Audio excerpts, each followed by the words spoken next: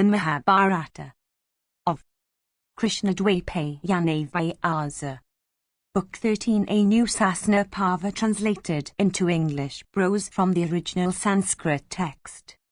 By Kesari Mohan Ganguly, 1883 to 1896. Scanned at sacredtexts.com, 2005. Proofed by John Bruner, January 2005. The Mahabharata, a new Sasana Parva, Part 1, Section I, a new Sasanika Parva.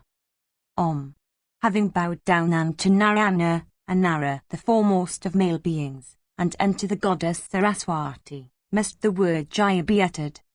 Yudhishthira said, O grandsire, tranquility of mind has been said to be subtle and of diverse forms. I have heard all thy discourses, but still tranquility of mind has not been mine. In this matter, various means of quieting the mind have been related by thee, O sire, but how can peace of mind be secured from only a knowledge of the different kinds of tranquility, when I myself have been the instrument of bringing about all this? Beholding thy body covered with arrows and festering with bad sores, I fail to find, O hero, any peace of mind, at the thought of the evils I have wrought. Beholding thy body, O most valiant of men, bathed in blood, like a hill overrun with water from its springs, I am languishing with grief even as the lotus in the rainy season. What can be more painful than this, that thou, O grandsire, hast been brought to this plight on my account by my people fighting against their foes on the battlefield? Other princes also, with their sons and kinsmen, having met with destruction on my account, alas, what can be more painful than this? Tell us, O prince, what destiny awaits us and the sons of Dhritarashtra, who, driven by fate and anger, have done this abhorrent act. O Lord of men, I think the son of Dhritarashtra is fortunate in that he doth not behold thee in this state.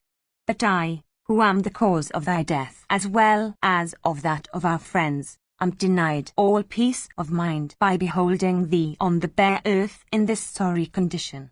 The wicked Duryodhana, the most infamous of his race, has, with all his troops and his brothers, perished in battle, in the observance of Kshatriya duties. That wicked Sudwite does not see thee lying on the ground. Verily, for this reason, I would deem death to be preferable to life. O hero that never swervest from virtue, had I with my brothers met with destruction ere this at the hands of our enemies on the battlefield, I would not have found thee in this pitiful plight, thus pierced with arrows. Surely, O prince, the Maker had created is to become perpetrators of evil deeds. O king, if thou wishest to do me good, do thou then instruct me in such a way that I may be cleansed of this sin in even another world. Bhishma replied, Why, O fortunate one, dost thou consider thy soul, which is dependent on God and destiny and time, to be the cause of thy actions? The manifestation of its inaction is subtle and imperceptible to the senses. In this connection is cited the ancient story of the conversation between Mritu and Gautami with Kala and the fowler and the serpent. There was, O son of Kunti, an old lady of the name of Gautami, who was possessed of great patience and tranquility of mind. One day she found her son dead in consequence of having been bitten by a serpent. An angry fowler, by name Arjunika, bound the serpent with a string and brought it before Gautami. He then said to her, This wretched serpent has been the cause of thy son's death, O blessed lady. Tell me quickly how this wretch is to be destroyed. Shall I throw it into the fire, or shall I hack it into pieces? This infamous destroyer of a child does not deserve to live longer. Gautami replied, Do thou, O Arjunika of little understanding, release this serpent. It doth not deserve death at thy hands. Who is so foolish as to disregard the inevitable lot that awaits him, and burdening himself with such folly sink into sin? Those that have made themselves light by the practice of virtuous deeds manage to cross the sea of the world even as a ship crosses the ocean. Let those that have made themselves heavy with sin sink into the bottom, even as an arrow thrown into the water. By killing the serpent, this my boy will not be restored to life, and by letting it live, no harm will be caused to thee. Who would go to the interminable regions of death by slaying this living creature? The fowler said, I know, O lady that knowest the difference between right and wrong, that the great are afflicted at the afflictions of all creatures. But these words which thou hast spoken are fraught with instruction for only a self-contained person, and not for one plunged in sorrow. Therefore, I must kill this serpent. Those who value peace of mind assign everything to the course of time as the cause, but practical men soon assuage their grief by revenge. People through constant delusion fear loss of beatitude in the next world for acts like these. Therefore, O lady, assuage thy grief by having this serpent destroyed by me. Gautami replied, people like us are never afflicted by such misfortune. Good men have their souls always intent on virtue. The death of the boy was predestined, therefore, I am unable to approve of the destruction of the serpent. Brahmanas do not harbor resentment, because resentment leads to pain. Do thou, O good man, forgive and release this serpent out of compassion. The fowler replied, let us earn great and inexhaustible merit hereafter by killing this creature, even as a man acquires great merit and confers it on his victim sacrificed as well, by sacrifice upon the altar.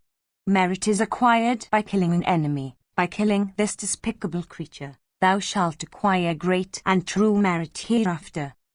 Gautami replied, what good is there in tormenting and killing an enemy, and what good is won by not releasing an enemy in our power? Therefore, O thou of benign countenance, why should we not forgive this serpent and try to earn merit by releasing it?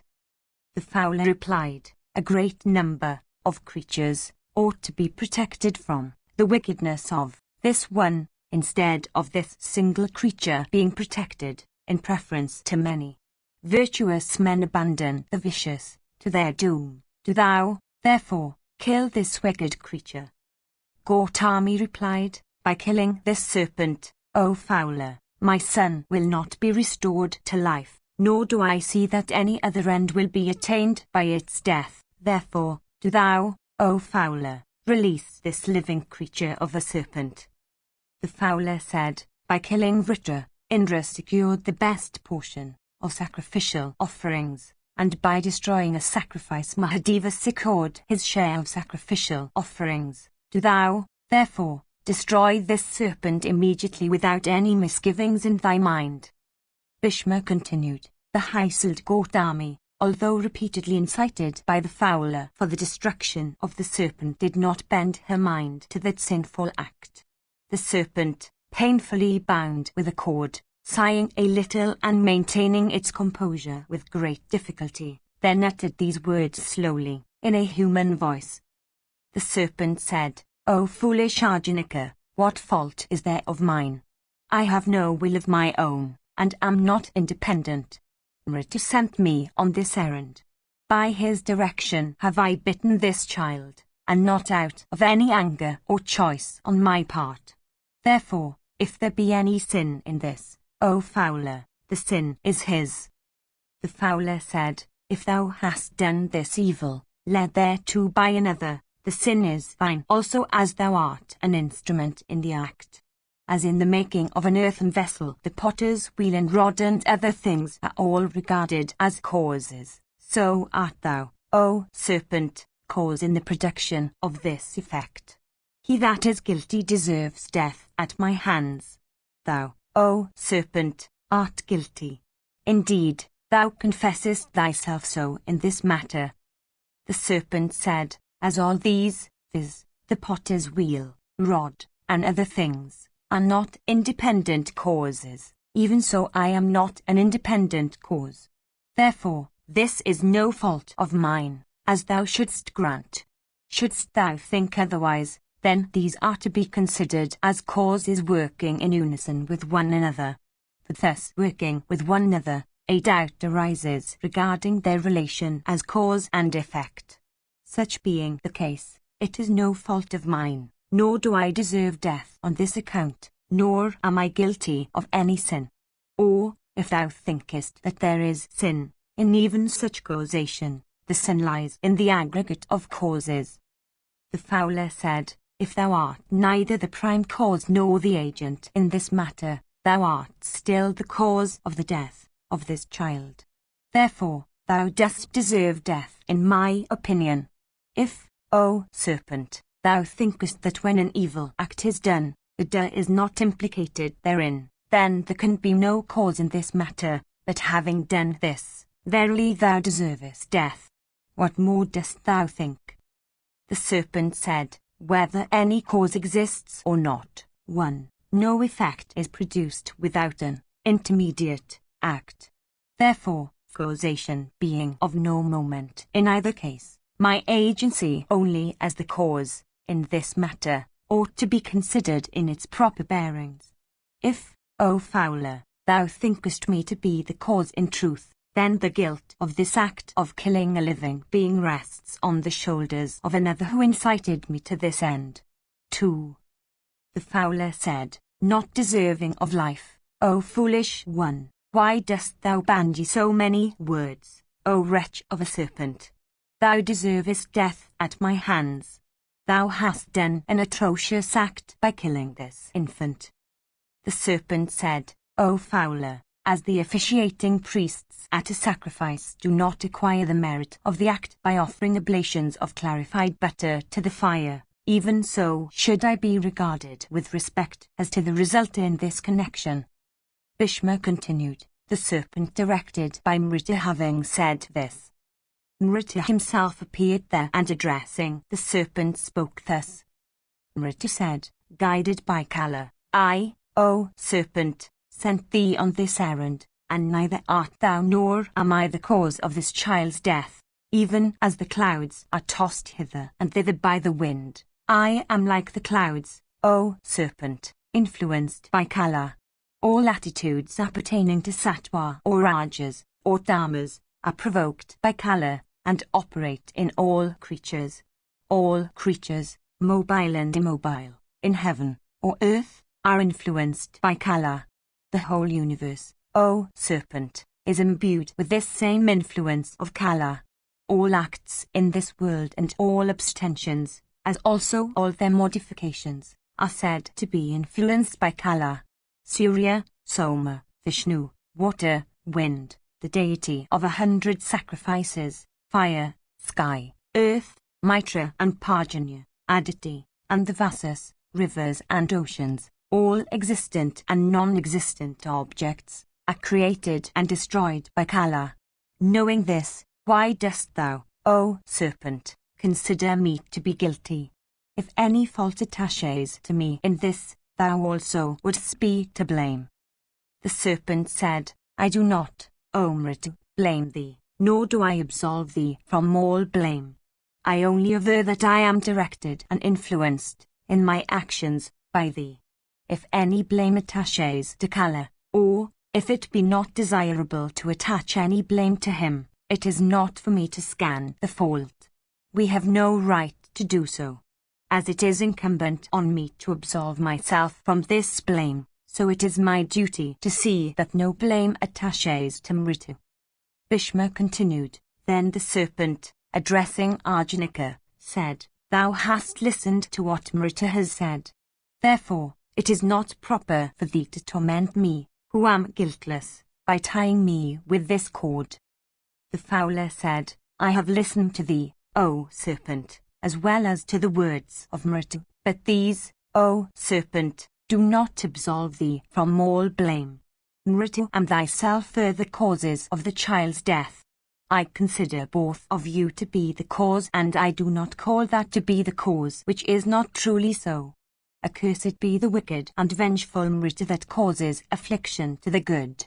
Thee too I shall kill that art sinful and engaged in sinful acts.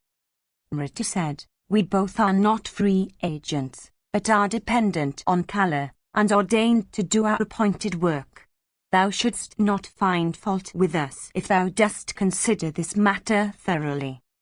The fowler said, If ye both, O serpent and Mritu, be dependent on Kala, I am curious to know how pleasure, arising from doing good, and anger, arising from doing evil, are caused.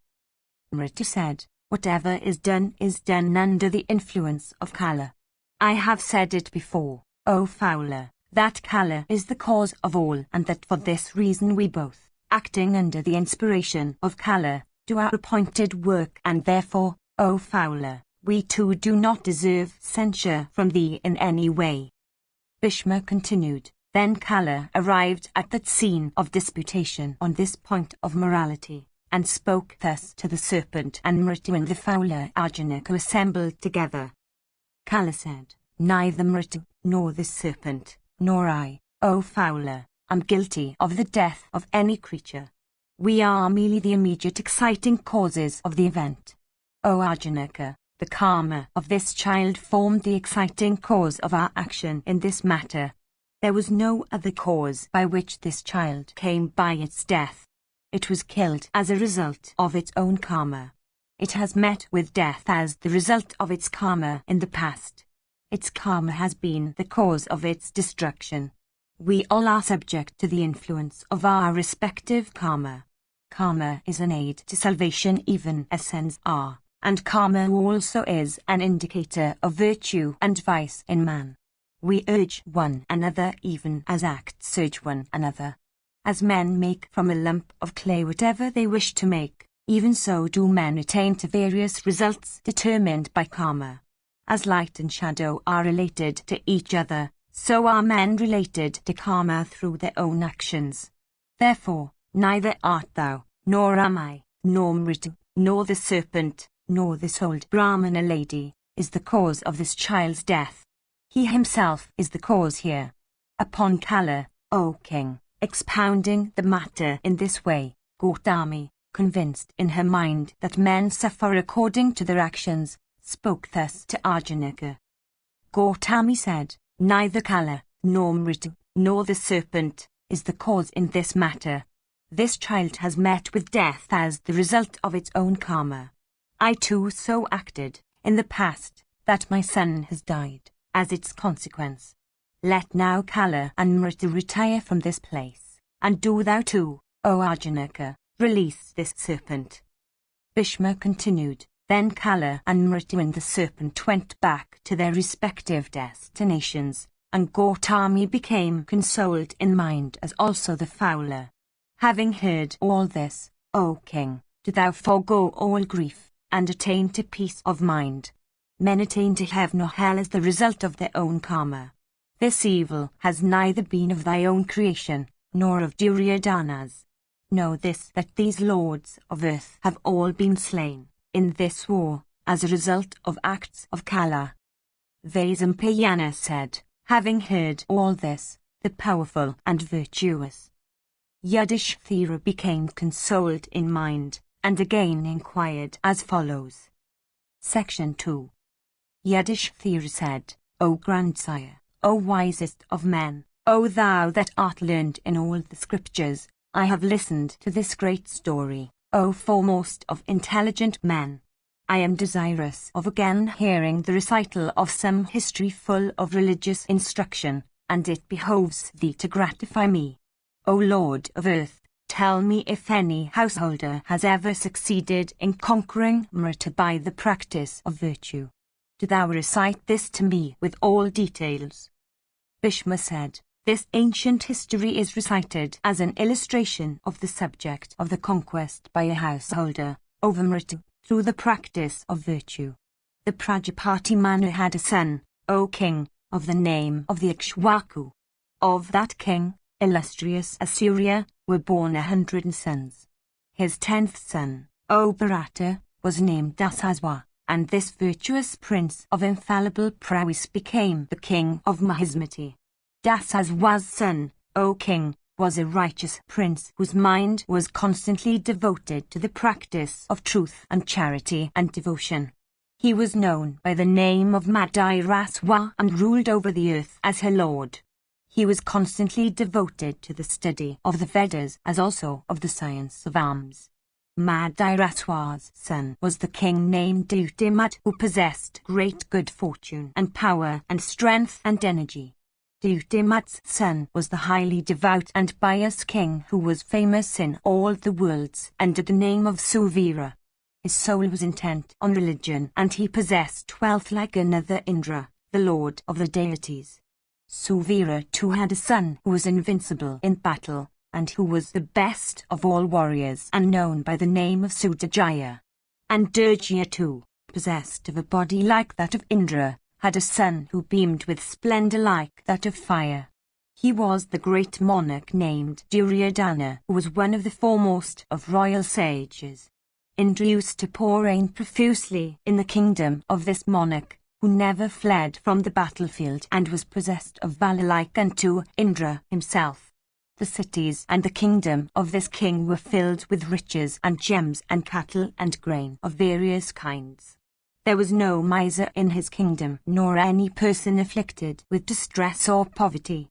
Nor was there in his kingdom any person that was weak in body or afflicted with disease. That king was very clever, smooth in speech, without envy, a master of his passions, of a righteous soul, full of compassion, endued with prowess, and not given to boasting. He performed sacrifices, and was self-restrained and intelligent, devoted to Brahmanas and truth. He never humiliated others, and was charitable, and learned in the Vedas and the Vedanta. The celestial river Narmada, auspicious and sacred and of cool waters, in her own nature, O Bharata, courted him. He begot upon that river a lotus-eyed daughter, by name Sudasana, who was, O king, endued with great beauty. No creature, O Yudhisthira, had ever been born before among womankind, that was possessed of such beauty as that excellent damsel who was the daughter of Duryodhana. The god Agni himself courted the beautiful princess Sudasana, and taking the shape of a Brahmana, O monarch, sought her hand from the king. The king was unwilling to give his daughter in marriage to the Brahmana, who was poor and not of the same rank with himself. Thereupon Agni vanished from his great sacrifice. The king, grieved at heart, then addressed the Brahmanas, saying, Of what sin have I, ye excellent Brahmanas, or you, been guilty, that Agni should disappear from this sacrifice, even as good done unto wicked men disappears from their estimation? Great, indeed, must that sin of ours be for which Agni has thus disappeared. Either must the sin be yours, or it must be mine. Do you fully investigate the matter. Then hearing the king's words, O foremost prince of Bharata's race, the Brahmanas, restraining speech, sought with concentrated faculties the protection of the god of fire. The divine carrier of oblations, resplendent as the autumnal sun, appeared before them, enveloping himself in glorious refulgence. The high-souled Agni then addressed those excellent Brahmanas, saying, I seek the daughter of Duryodhana for my own self. At this all those Brahmanas were struck with wonder, and rising on the morrow, they related to the king what had been said by the fire god. The wise monarch, hearing the words of those utterers of Brahma, was delighted at heart, and said, Be it so. The king craved a boon of the illustrious fire god as the marriage dower. Do thou, O Agni, deign to remain always with us here. Be it so, said the divine Agni to that lord of earth. For this reason Agni has always been present in the kingdom of Mahismati to this day, and was seen by Sahadeva in course of his conquering expedition to the south. Then the king gave his daughter, dressed in new garments and decked with jewels, to the high-souled deity, and Agni too accepted, according to Vedic rites, the princess Sudasana as his bride, even as he accepts libations of clarified butter at sacrifices. Agni was well pleased with her appearance, her beauty, grace, character, and nobility of birth, and was minded to beget offspring upon her. And a son by Agni, of the name of Sudarsana, was soon born of her. Sudarsana also was, in appearance, as beautiful as the full moon, and even in his childhood he attained to a knowledge of the supreme and everlasting Brahma. There was also a king of the name of Ogavat, who was the grandfather of Nriga. He had a daughter of the name of Ogavati, and a son too of the name of Ogaritha born unto him. King Ogavat gave his daughter Ogavati, beautiful as a goddess, to the learned Sudarsana for wife. Sudarsana, O king, leading the life of a householder with Ogavati, used to dwell in Kurukshetra with her. This intelligent prince of blazing energy took the vow, O Lord, of conquering death by leading the life of even a householder. The son of Agni, O king, said to Ogavati, do thou never act contrary to the wishes of those that seek our hospitality. Thou shouldst make no scruple about the means by which guests are to be welcomed, even if thou had to offer thy own person. O beautiful one, this vow is always present in the mind, since for householders, there is no higher virtue than hospitality accorded to guests. Do thou always bear this in mind without ever doubting it, if my words be any authority with thee. O sinless and blessed one, if thou hast any faith in me, do thou never disregard a guest, whether I be at thy side or at a distance from thee. And to him, with hands clasped and placed on her head, Ogavati replied, saying, I shall leave nothing undone of what thou commandest me. Then Mritu, O king, desiring to overreach Sudarsana, began to watch him for finding out his lackeys. On the certain occasion, when the son of Agni went out to fetch firewood from the forest, a graceful Brahmana sought the hospitality of Ogavati with these words, O beautiful lady, if thou hast any faith in the virtue of hospitality as prescribed for householders, then I would request thee to extend the rights of hospitality to me today. The princess of great fame, thus addressed by that Brahmana, O king, welcomed him according to the rites prescribed in the Vedas. Having offered him a seat and water to wash his feet, she inquired, saying, What is thy business? What can I offer thee? The Brahmana said unto her, My business is with thy person, O blessed one. Do thou act accordingly without any hesitation in thy mind. If the duties prescribed for householders be acceptable to thee, do thou, O princess, gratify me by offering up thy person to me. Though tempted by the princess with offers of diverse other things, the Brahmana, however, did not ask for any other gift than the offer of her own person. Seeing him resolved, that lady, remembering the directions which had before been given to her by her husband, but overcome with shame, said to that excellent Brahmana, be it so. Remembering the words of her husband, who was desirous of acquiring the virtue of householders, she cheerfully approached the regenerate Rishi. Meanwhile, the son of Agni, having collected his firewood, returned to his home. Mritu, with his fierce and inexorable nature, was constantly by his side, even as one attends upon one's devoted friend. When the son of Pavaka returned to his own hermitage, he called Ogavati by name, and, receiving no answer, repeatedly exclaimed, Whether art thou gone? But the chaste lady, devoted to her husband, being then locked in the arms of that Brahmana, gave no reply to her husband. Indeed, that chaste woman, considering herself contaminated, became speechless, overcome with shame. Sudarsana, addressing her again, exclaimed, Where can my chaste wife be? Whither has she gone? Nothing can be of greater moment to me than this, her disappearance. Why does not that simple and truthful lady, devoted to her husband, alas, answer to my call today as she used to do before with sweet smiles? Then that Brahmana, who was within the hut, thus replied to Sudarsana, Do thou learn, O son of Pavaka, that a Brahmana guest has arrived, and though tempted by this thy wife with diverse other offers of welcome, I have, O best of Brahmanas, desired only her person, and this fair-faced lady is engaged in welcoming me with due rights. Thou art at liberty to do whatever thou thinkest to be suitable to this occasion. Ritu, armed with the iron club, pursued the rishi at that moment, desirous of compassing the destruction of one that would, he thought, deviate from his promise. Sudarsana was struck with wonder, but casting off all jealousy and anger by look, word, deed, or thought, said, Do thou enjoy thyself, O Brahmana. It is a great pleasure to me. A householder obtain the highest merit by honoring a guest.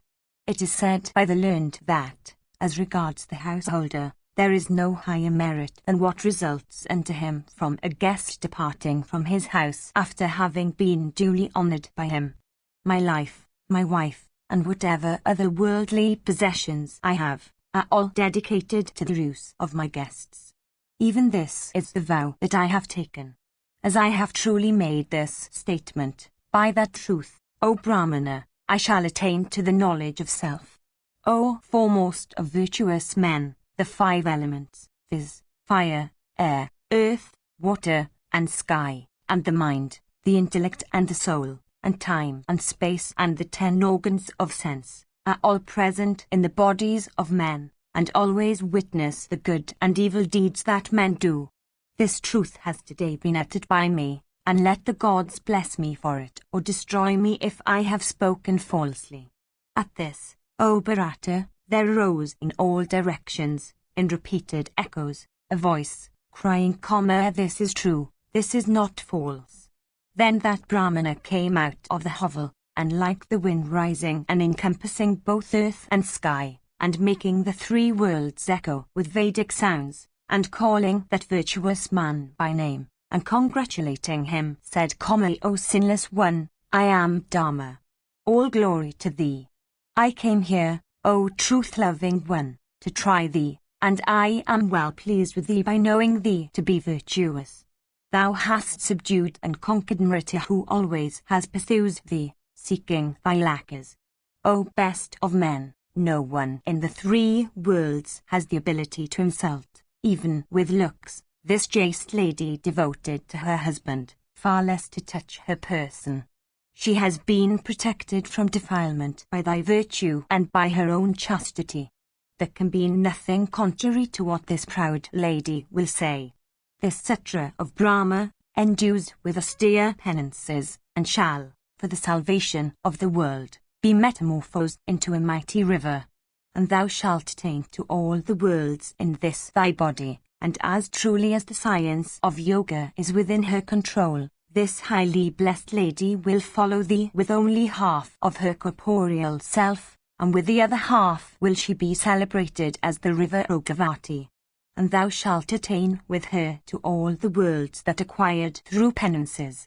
Those eternal and everlasting worlds from which none cometh back will be attained by thee even in this gross body of thine. Thou hast conquered death, and attained to the highest of all felicities, and by thy own power of mind, attaining to the speed of thought, thou hast risen above the power of the 5 elements. By thus adhering to the duties of a householder, thou hast conquered thy passions, desires, and anger, and this princess, O prince of virtuous men, has, by serving thee, conquered affliction, desire, illusion, enmity, and lassitude of mind.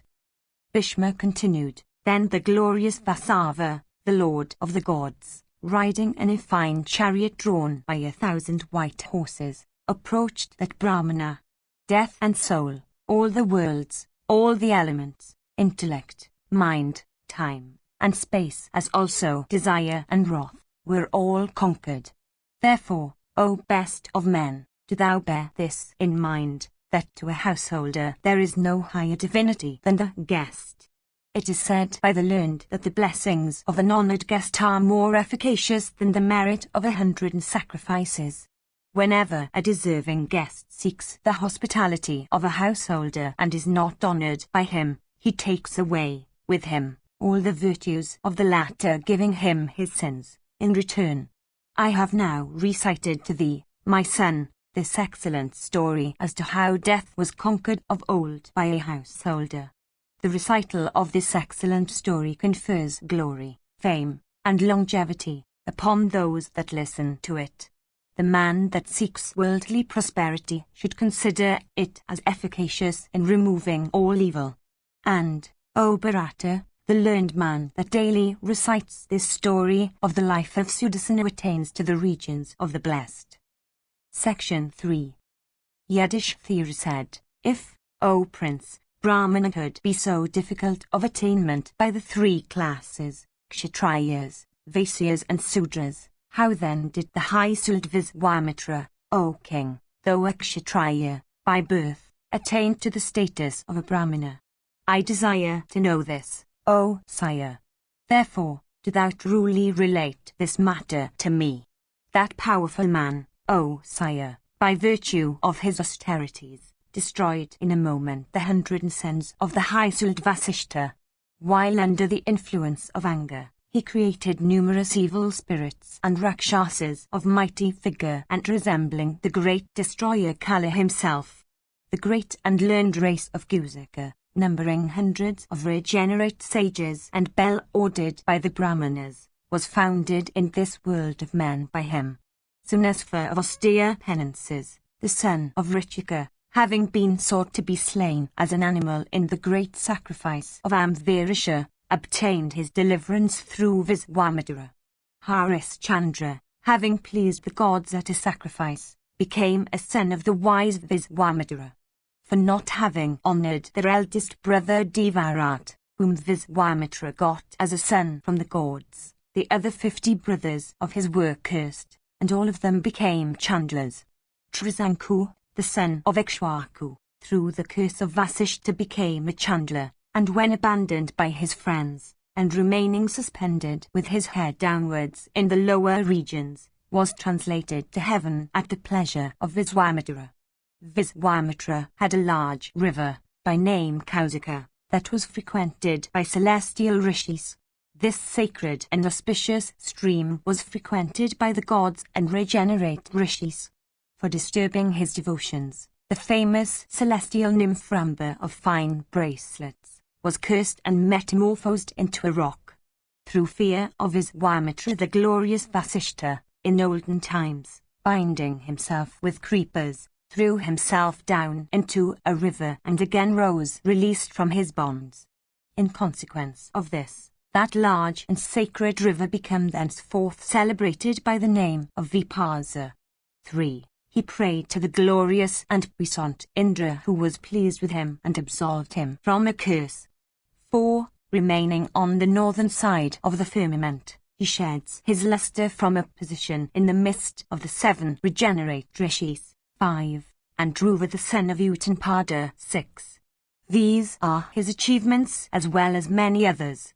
O descendant of Kuru, as they were performed by a Kshatriya, my curiosity has been roused in this matter. Therefore, O foremost one of Bharata's race, do thou relate this matter to me truly. How without casting off his corporeal frame and the taking another tenement of flesh could he become a Brahmana? Do thou, O Sire, truly relate this matter to me as thou hast related to me the story of Matanga. Matanga was born as a Chandla, 7, and could not attain to Brahmanahood, with all his austerities. But how could this man attain to the status of a Brahmana? Section 4. Bhishma said, Listen truly in detail, O son of Pritha, how in olden times Viswamitra attained to the status of a Brahman rishi. There was, O foremost of Bharata's descendants, in the race of Bharata, a king of the name Vajumida, who performed many sacrifices and was the best of all virtuous men. His son was the great king named Janu. Ganga was the daughter of this high-minded prince. The far-famed and equally virtuous Sindhudhipa was the son of this prince. From Sindhudhipa sprung the great royal sage Valakaswa. His son was named Vallabha, who was like a second Dharma in embodied form. His son again was Kusika, who was refulgent with glory like unto the 1,000-eyed Indra. Kusika's son was the illustrious King Gadi, who, being childless and desiring to have a son born unto him, repaired to the forest. Whilst living there, a daughter was born unto him. She was called Satyavati by name, and in beauty of appearance she had no equal on earth. The illustrious son of Kayavana, celebrated by the name of Richika, of the race of Bhrigu, endued with austere penances, sought the hand of this lady. Gadi, the destroyer of his enemies, thinking him to be poor, did not bestow her in marriage upon the high-souled Richika. But when the latter, first dismissed, was going away, the excellent king, addressing him, said, "If thou givest me a marriage dower, thou shalt have my daughter for thy wife." Richika said, "What dower, O king, shall I offer thee for the hand of thy daughter? Tell me truly, without feeling any hesitation in the matter."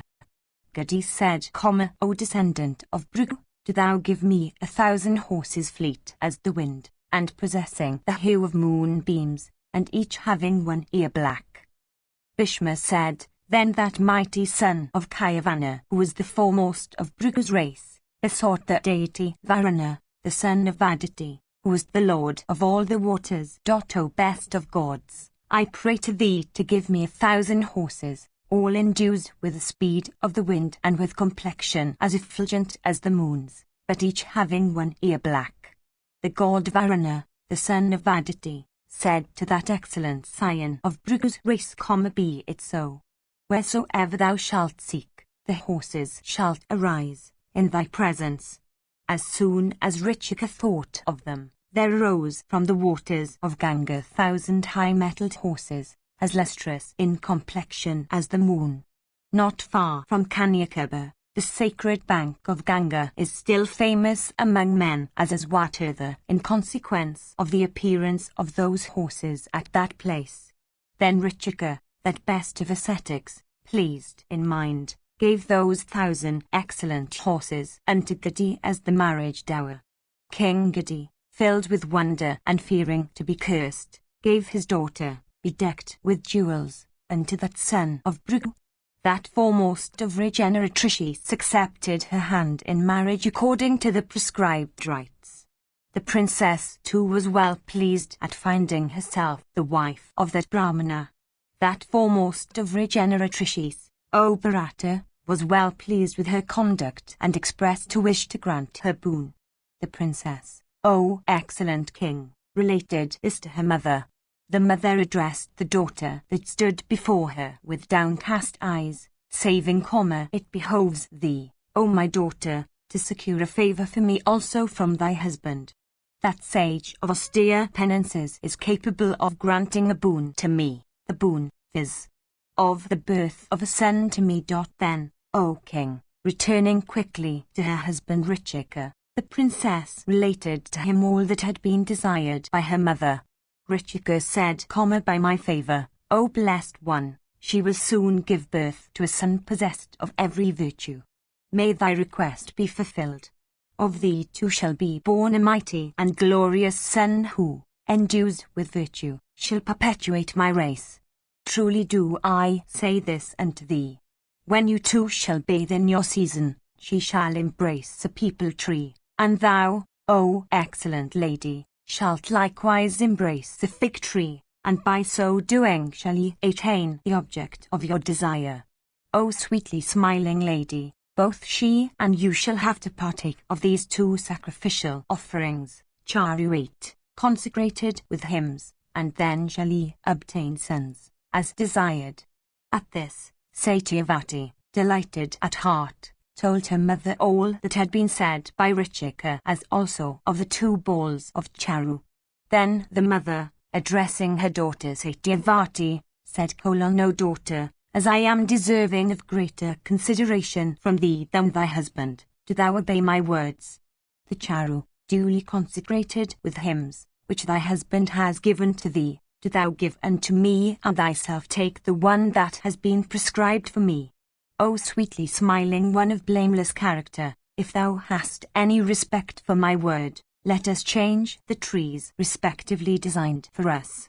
Every one desires to possess an excellent and stainless being for his own son. The glorious Richika too must have acted from a similar motive in this matter, as will appear in the end.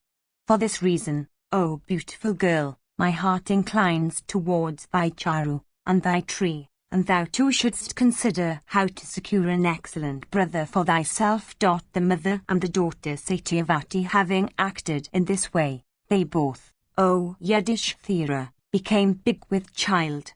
And that great rishi, the excellent descendant of Bhrigu, finding his wife quick with child, was pleased at heart, and addressing her, said, O excellent lady, thou hast not done well in exchanging the charu, as will soon become apparent. It is also clear that thou hast changed the trees. I had placed the entire accumulated energy of Brahma in thy charu and Kshatriya energy in the charu of thy mother. I had so ordered that thou wouldest give birth to a Brahmana whose virtues would be famous throughout the 3 worlds, and that she, thy mother, would give birth to an excellent Kshatriya. But now, O excellent lady, that thou hast reversed the order of the charu, so thy mother will give birth to an excellent Brahmana, and thou too, O excellent lady, will give birth to a Kshatriya terrible in action. Thou hast not done well, O lady, by acting thus out of affection for thy mother. Hearing this, O king, the excellent lady Satyavati, struck with sorrow, fell upon the ground like a beautiful creeper cut in twain. Regaining her senses and bowing unto her lord with head bent, the daughter of Gadi said to her husband, that foremost one of Bhrigu's race, O regenerate Rishi, O thou that art foremost amongst those versed in Brahma, do thou take pity on me, thy wife, who is thus appeasing thee, and so order that a Kshatriya son may not be born unto me. Let my grandson be such a one as will be famous for his terrible achievements, if it be thy desire, but not my son, O Brahmana. Do thou confer this favor on me. Be it so, said that man of austere penances to his wife, and then, O king, she gave birth to a blessed son named Jamadani. The celebrated wife of Gadi too gave birth to the regenerate Rishi Viswamitra, versed in the knowledge of Brahma, by favor of that Rishi. The highly devout Viswamitra, though a Kshatriya, attained to the state of a Brahmana and became the founder of a race of Brahmanas. His sons became high-souled progenitors of many races of Brahmanas who were devoted to austere penances, learned in the Vedas, and founders of many clans.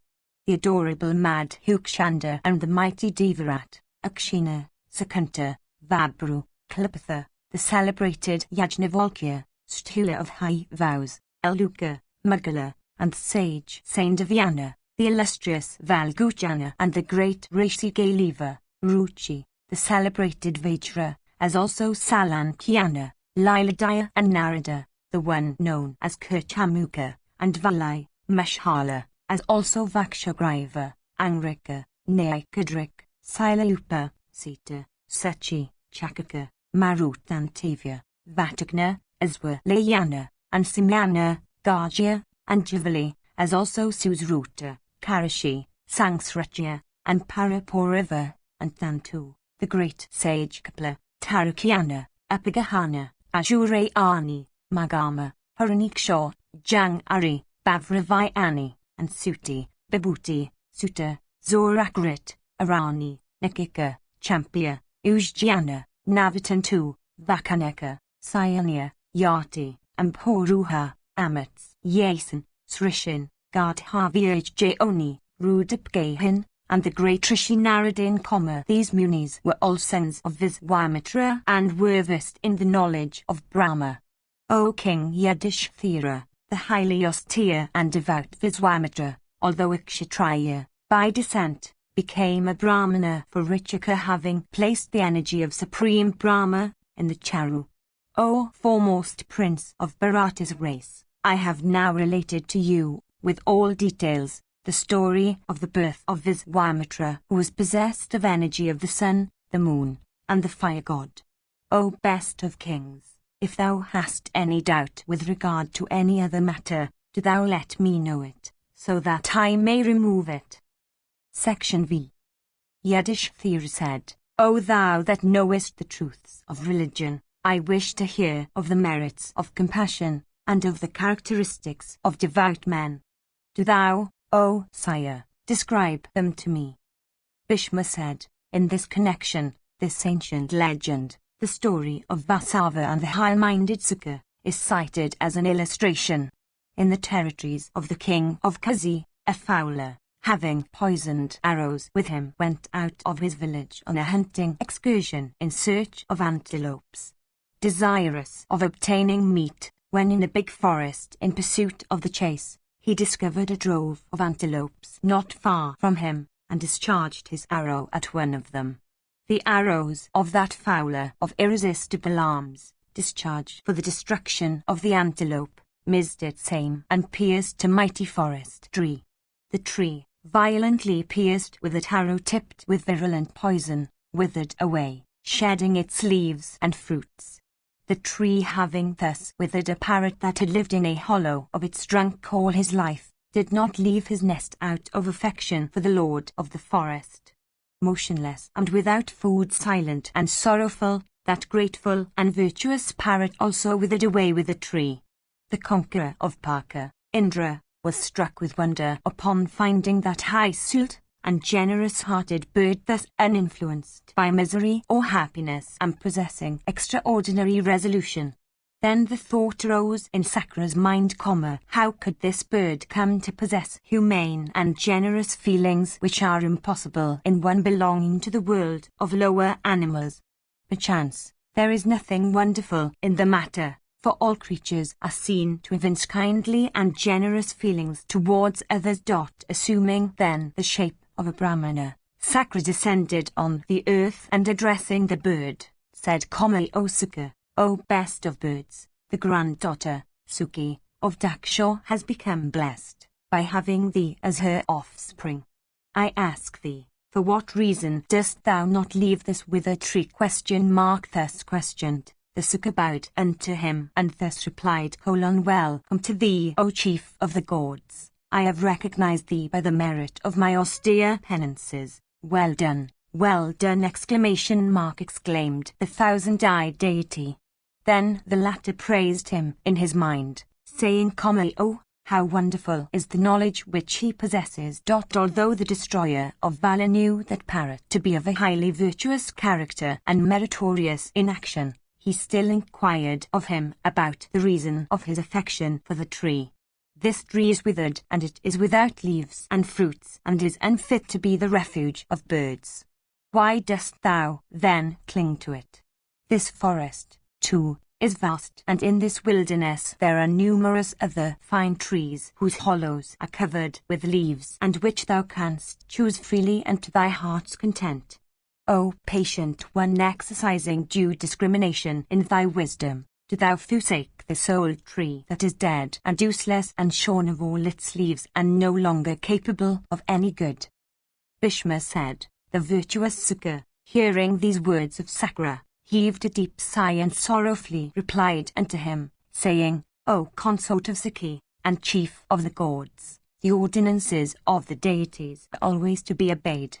Do thou listen to the reason of the matter in regard to which thou hast questioned me. Here, within this tree, was I born, and here in this tree have I acquired all the good traits of my character. And here in this tree was I protected in my infancy from the assaults of my enemies. O sinless one, why art thou, in thy kindness, tampering with the principle of my conduct in life? I am compassionate, and devoutly intent on virtue, and steadfast in conduct. Kindliness of feeling is the great test of virtue amongst the good, and this same compassionate and humane feeling is the source of perennial felicity to the virtuous. All the gods question thee to remove their doubts in religion, and for this reason, O Lord, thou hast been placed in sovereignty over them all. It behoves thee not, O thousand-eyed one, to advise me now to abandon this tree forever. When it was capable of good, it supported my life. How can I forsake it now? The virtuous destroyer of Parka, pleased with these well-meant words of the parrot, thus said to him, I am gratified with thy humane and compassionate disposition. Do thou ask a boon of me. At this, The compassionate parrot craved this boon of him, saying, "Come, let this tree revive." Knowing the great attachment of the parrot to that tree and his high character, Indra, well pleased, caused the tree to be quickly sprinkled over with nectar. Then that tree became replenished and attained to exquisite grandeur through the penances of the parrot, and the latter too, O great king, at the close of his life, obtained the companionship of Sakra by virtue of that act of compassion. Thus, O Lord of men, by communion and companionship with the pious, people attain all the objects of their desire, even as the tree die through its companionship with the parrot. Section Vi. Yudhishthira said, "Tell me, O learned sire, that art versed in all the scriptures of exertion and destiny, which is the most powerful?" Bhishma said, "This ancient story of the conversation of Vasishtha and Brahma, O Yudhishthira, is an illustration in point. In olden times the adorable Vasishtha inquired of Brahma as to which among these two, viz., the karma of a creature acquired in this life, or that acquired in previous lives, and called destiny, is the more potent in shaping his life. Then, O king, the great god Brahma, who had sprung from the primeval lotus, answered him in these exquisite and well-reasoned words, full of meaning. Brahma said, "Nothing comes into existence without seed. Without seed, fruits do not grow. From seed spring other seeds. Hence are fruits known to be generated from seeds. Good or bad as the seed is that the husbandman soweth in his field, good or bad are the fruits that he reaps. As, and sown with seed, the soil, though tilled, becomes fruitless, so, without individual exertion, destiny is of no avail. One's own acts are like the soil, and destiny, or the sum of one's acts in previous births, is compared to the seed. From the union of the soil and the seed doth the harvest grow. It is observed every day in the world that the doer reaps the fruit of his good and evil deeds, that happiness results from good deeds, and pain from evil ones, that acts, when done, always fructify, and that, if not done, no fruit arises. A man of good acts acquires merits with good fortune, while an idler falls away from his estate, and reaps evil like the infusion of alkaline matter injected into a wound. By devoted application, one acquires beauty, fortune, and riches of various kinds. Everything can be secured by exertion, but nothing can be gained through destiny alone, by a man that is wanting in personal exertion. Even so does one attain to heaven, and all the objects of enjoyment, as also the fulfillment of one's heart's desires by well-directed individual exertion. All the luminous bodies in the firmament, all the deities, the Nagas, and the Rakshasas, as also the sun and the moon and the winds, have attained to their high status by evolution from man's status, through dint of their own action. Riches, friends, prosperity descending from generation to generation, as also the graces of life, are difficult of attainment by those that are wanting in exertion. The Brahmana attains to prosperity by holy living, the Kshatriya by prowess, the Vaisya by manly exertion, and the Sudra by service. Riches and other objects of enjoyment do not follow the stingy, nor the impotent, nor the idler. Nor are these ever attained by the man that is not active or manly or devoted to the exercise of religious austerities. Even he, the adorable Vishnu, who created the three worlds with the deities and all the gods, even he is engaged in austere penances in the bosom of the deep. If one's karma bore no fruit, then all actions would become fruitless, and relying on destiny men would become idlers. He who, without pursuing the human modes of action, follows destiny only, acts in vain, like unto the woman that has an impotent husband. In this world the apprehension that accrues from performance of good or evil actions is not so great if destiny be unfavourable as one's apprehension of the same in the other world if exertion be wanting while here. 9. Man's powers, if properly exerted, only follow his destiny, But destiny alone is incapable of conferring any good where exertion is wanting. When it is seen that even in the celestial regions, the position of the deities themselves is unstable, how would the deities maintain their own position or that of others without proper karma?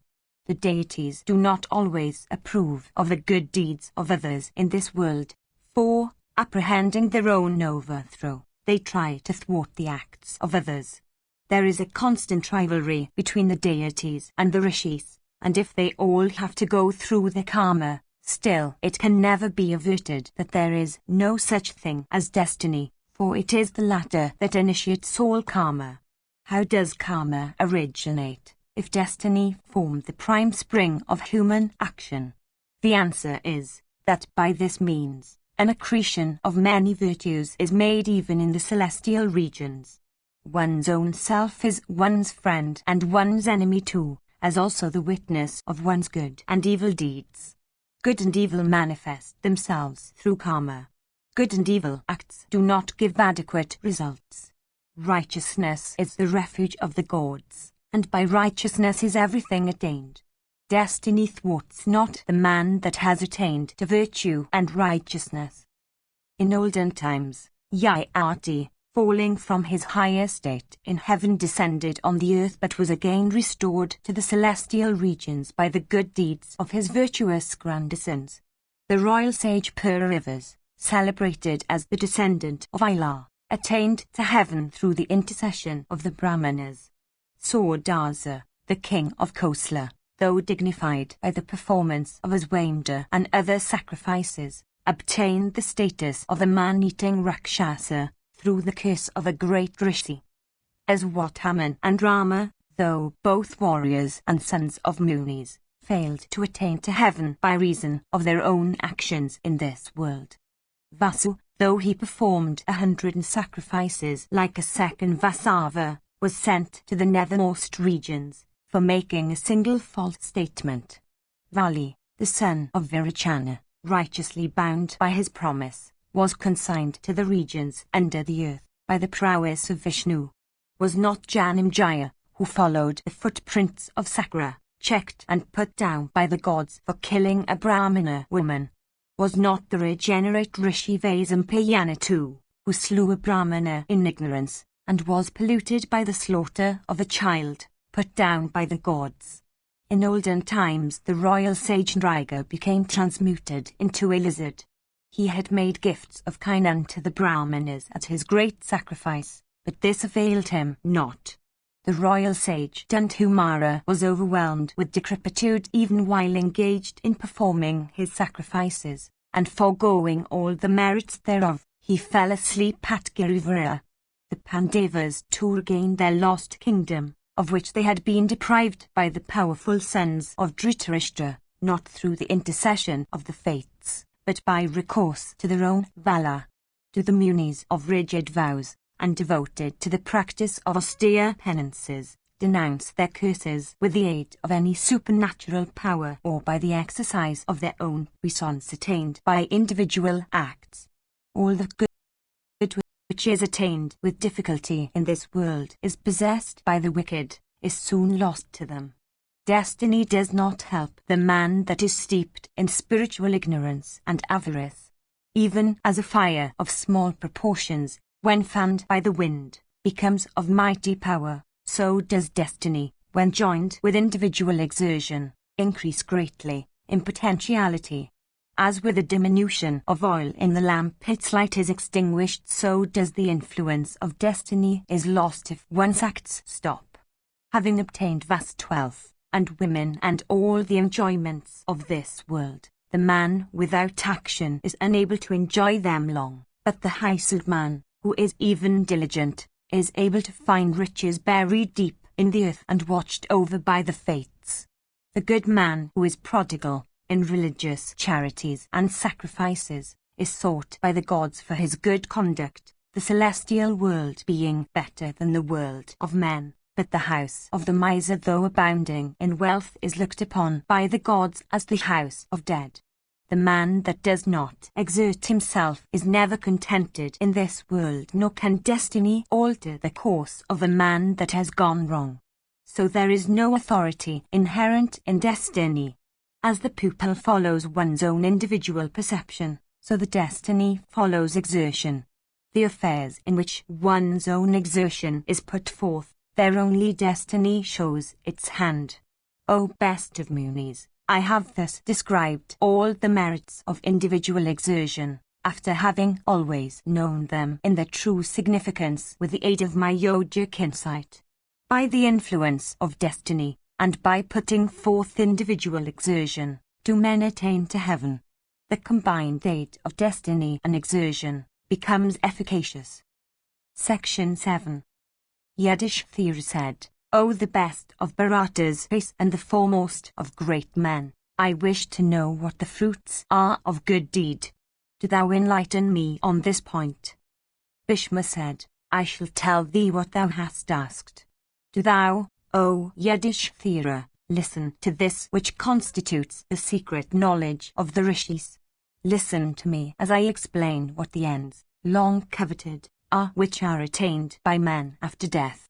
Whatever actions are performed by particular corporeal beings, the fruits thereof are reaped by the doers while endued with similar corporeal bodies. For example, the fruits of actions done with mind are enjoyed at the time of dreams, and those of actions performed physically are enjoyed in the working state physically.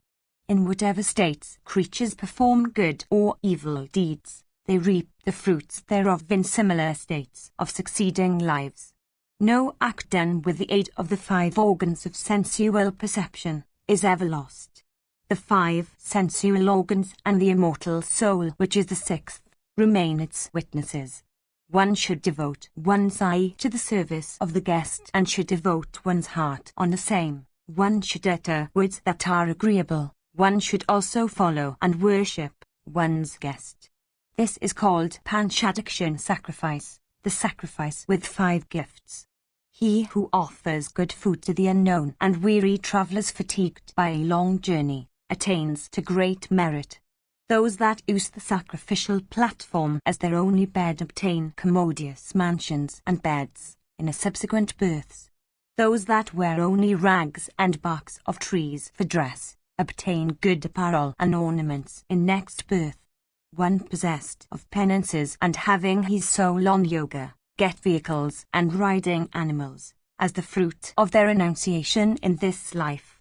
The monarch that lies down by the side of the sacrificial fire attains to vigor and valor. The man who renounces the enjoyment of all delicacies attains to prosperity, and he that abstains from animal food obtains children and cattle. He who lies down with his head downwards, or who lives in water, or who lives secluded and alone in the practice of brahmacharya, attains to all the desired ends. He who offers shelter to a guest and welcomes him with water to wash his feet as also with food, light and bed, attains to the merits of the sacrifice with the 5 gifts. He who lays himself down on a warrior's bed in the battlefield in the posture of a warrior, goes to those eternal regions where all the objects of desire are fulfilled. A man, O king, attains to riches that makes charitable gifts. One secures obedience to one's command by the vow of silence, all the enjoyments of life by practice of austerities, long life by brahmacharya, and beauty, prosperity and freedom from disease by abstaining from injury to others. Sovereignty falls to the lot of those that subsist on fruits and roots only. Residence in heaven is attained by those that live on only leaves of trees. A man, O king, is said to obtain happiness by abstention from food. By confining one's diet to herbs alone, one becomes possessed of cows. By living on grass one attains to the celestial regions. By foregoing all intercourse with one's wife and making ablutions 3 times during the day and by inhaling the air only for purposes of subsistence, one obtains the merit of a sacrifice. Heaven is attained by the practice of truth, nobility of birth by sacrifices. The Brahmana of pure practices that subsists on water only, and performs the Agnihotra ceaselessly, and recites the Gayatri, obtains a kingdom. By abstaining food or by regulating it, one attains to residence in heaven. O king, by abstaining from all but the prescribed diet while engaged in sacrifices, and by making pilgrimage for 12 years, one attains to a place better than the abodes reserved for heroes. By reading all the Vedas, one is instantly liberated from misery, and by practicing virtue in thought, one attains to the heavenly regions. That man who is able to renounce that intense yearning of the heart for happiness and material enjoyments, a yearning that is difficult of conquest by the foolish and that doth not abate with the abatement of bodily figure and that clings like a fatal disease unto him, is able to secure happiness. As the young calf is able to recognize its dam from among 1,000 cows, so does the previous acts of a man pursue him in all his different transformations. As the flowers and fruits of a tree, unurged by visible influences, never miss their proper season, so does karma done in a previous existence bring about its fruits in proper time. With age, man's hair grows grey, his teeth become loose, his eyes and ears too become dim in action, but the only thing that does not abate is his desire for enjoyments. Prajapati is pleased with those acts that please one's father, and the earth is pleased with those acts that please one's mother, and Brahma is adored with those acts that please one's preceptor. Virtue is honored by him who honors these three. The acts of those that despise these three do not avail them. Vaisampayana said, the princes of Kuru's race became filled with wonder upon listening to this speech of Bhishma. All of them became pleased in mind and overpowered with joy. As mantras applied with a desire to win victory, or the performance of the Shoma sacrifice made without proper gifts, or oblations poured on the fire without proper hymns, become useless and lead to evil consequences, even so sin and evil results flow from falsehood in speech. O Prince, I have thus related to thee this doctrine of the fruition of good and evil acts, as narrated by the rishis of old. What else dost thou wish to hear? Section 8. Yudhishthira said, who are deserving of worship? Who are they unto whom one may bow? Who are they, O Bharata, unto whom thou wouldest bend thy head? Who, again, are they whom thou likest? Tell me all this, O Prince. What is that upon which thy mind dwells when affliction overwhelms thee? Do thou discourse to me on what is beneficial here, that is, in this region of human beings, as also hereafter. 10. Bhishma said, I like those regenerate persons whose highest wealth is Brahman, whose heaven consists in the knowledge of the soul, and whose penances are constituted by their diligent study of the Vedas. My heart yearns after those in whose race persons, young and old, diligently bear the ancestral burthens without languishing under them. Brahmanas well trained in several branches of knowledge, self-controlled, mild-speeched, conversant with the scriptures, well-behaved, possessed of the knowledge of Brahman and righteous in conduct, discourse in respectable assemblies like flights of swans. 11. Auspicious, agreeable, excellent, and well-pronounced are the words, O Yudhishthira, which they utter with a voice as deep as that of the clouds. Fraught with happiness both temporal and spiritual, such words are uttered by them in the courts of monarchs, themselves being received with honor and attention and served with reverence by those rulers of men. Indeed, my heart yearns after them who listen to the words uttered in assemblies or the courts of kings by persons endued with knowledge and all desirable attributes, and are respected by others. My heart, O monarch, always yearns after them who, for the gratification of Brahmanas, O Yudhishthira, given to them, with devotion, food that is well cooked and clean and wholesome. It is easy to fight in battle, but not so to make a gift without pride or vanity. In this world, O Yudhishthira, There are brave men and heroes by hundreds. While counting them, he that is a hero in gifts should be regarded as superior. O amiable one, if I had been even a vulgar Brahmana, I would have regarded myself as very great, not to speak of one born in a good Brahmana family endued with righteousness of conduct, and devoted to penances and learning. There is no one, O son of Pandu, in this world that is dearer to me than thou, O chief of Bharata's race, but dearer to me than thou are the Brahmanas. And since, O best of the Kuras, the Brahmanas are very much dearer to me than thou, it is by that truth that I hope to go to all those regions of felicity which have been acquired by my sire Santanu. Neither my sire, nor my sire's sire, nor any one else connected with me by blood, is dearer to me than the Brahmanas.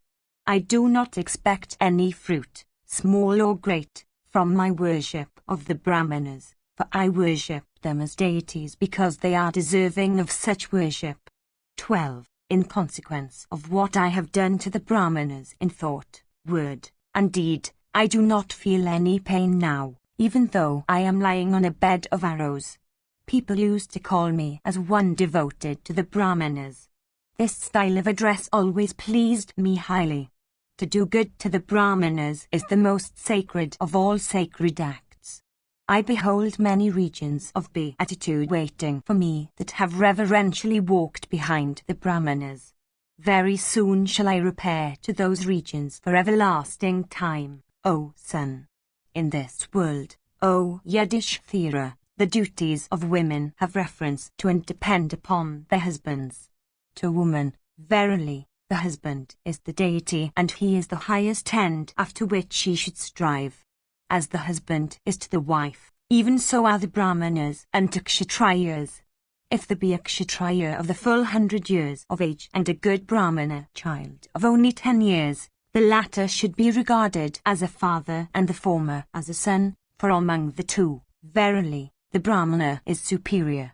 A woman in the absence of her husband takes his younger brother for her lord, even so the earth, not having obtained the Brahmana, made the Kshatriya her lord. The Brahmanas should be protected like sons and worshipped like sires or preceptors. Indeed, O best of the Kuras, they should be waited upon with reverence even as people wait with reverence upon their sacrificial or homophiles. The Brahmanas are endued with simplicity and righteousness. They are devoted to truth. They are always engaged in the good of every creature. Yet when angry they are like snakes of virulent poison. They should, for these reasons, be always waited upon and served with reverence and humility. One should, O Yudhishthira, always fear these two, viz., energy and penances. Both these should be avoided or kept at a distance. The effects of both are speedy. There is the superiority, however, of penances, viz., that Brahmanas endued with penances, O monarch, can, if angry, slay the object of their wrath, regardless of the measure of energy with which that object may be endued. Energy and penances, each of the largest measure, become neutralized if applied against a Brahmana that has conquered wrath. If the two, that is, energy and penances, be set against each other, then destruction would overtake both, but not destruction without a remnant. For while energy, applied against penances, is sure to be destroyed without leaving a remnant, penances applied against energy cannot be destroyed completely. 13. As the herdsman, stick in hand, protects the herd, even so should the Kshatriya always protect the Vedas and the Brahmanas. Indeed, the Kshatriya should protect all righteous Brahmanas even as a sire protects his sons. He should always have his eye upon the house of the Brahmanas, foreseeing that their means of subsistence may not be wanting. Section 9. Yudhishthira said, O grandsire, O thou of great splendor, what do those men become who, through stupefaction of intellect, do not make gifts unto Brahmanas after having promised to make those gifts? O thou that art the foremost of all righteous persons, do tell me what the duties are in this respect. Indeed, what becomes the end of those wicked wights that do not give after having promised to give? Bhishma said, the person that, after having promised, does not give, be it little or much, has the mortification to see his hopes, in every direction, become fruitless like the hopes of a eunuch in respect of progeny. Whatever good acts such a person does between the day of his birth and that of his death, O Bharata, whatever libations he pours on the sacrificial fire, whatever gifts he makes, O chief of Bharata's race, and whatever penances he performs, all become fruitless. They that are conversant with the scriptures declare this as their opinion, arriving at it, O chief of the Bharatas, with the aid of a well-ordered understanding. Persons conversant with the scriptures are also of opinion that such a man may be cleansed by giving away 1,000 horses with ears of a dark hue. In this connection is cited the old narrative of the discourse between a jackal and an ape. While both were human beings, O scorcher of foes, they were intimate friends. After death one of them became a jackal and the other an ape. Beholding the jackal one day eating an animal carcass in the midst of a crematorium, the ape, remembering his own and his friend's former birth as human beings, addressed him, saying, Verily, what terrible sin didst thou perpetrate in thy former birth, in consequence of which thou art obliged in this birth to feed in a crematorium upon such repulsive fare as the putrid carcass of an animal? Thus addressed, the jackal replied unto the ape, saying, Having promised to give unto a Brahmana, I did not make him the gift. It is for that sin, O ape, that I have fallen into this wretched order of existence. It is for that reason that, when hungry, I am obliged to eat such food. Bhishma continued, the jackal then, O best of men, addressed the ape and said, What sin didst thou commit for which thou hast become an ape? The ape said, In my former life I used to appropriate the fruits belonging to Brahmanas. Hence have I become an ape. Hence it is clear that one possessed of intelligence and learning should never appropriate what belongs to Brahmanas. Verily, as one should abstain from this, one should avoid also all disputes with Brahmanas. Having promised, one should certainly make the promised gift unto them. Bhishma continued, I heard this, O king, from my preceptor while he was engaged in discoursing upon the subject of Brahmanas. I heard this from that righteous person when he recited the old and sacred declaration on this topic. I heard this from Krishna also, O king, while he was engaged in discoursing, O son of Pandu, upon Brahmanas. 14. The property of a Brahmana should never be appropriated. They should always be let alone. Poor, or miserly, or young in years, they should never be disregarded. The Brahmanas have always taught me this. Having promised to make them a gift, the gift should be made. A superior Brahmana should never be disappointed in the matter of his expectations. A Brahmana, O king, in whom an expectation has been raised, has, O king, been said to be like a blazing fire. 15. That man upon whom a Brahmana with raised expectations casts his eye, is sure, O monarch, to be consumed even as a heap of straw is capable of being consumed by a blazing fire.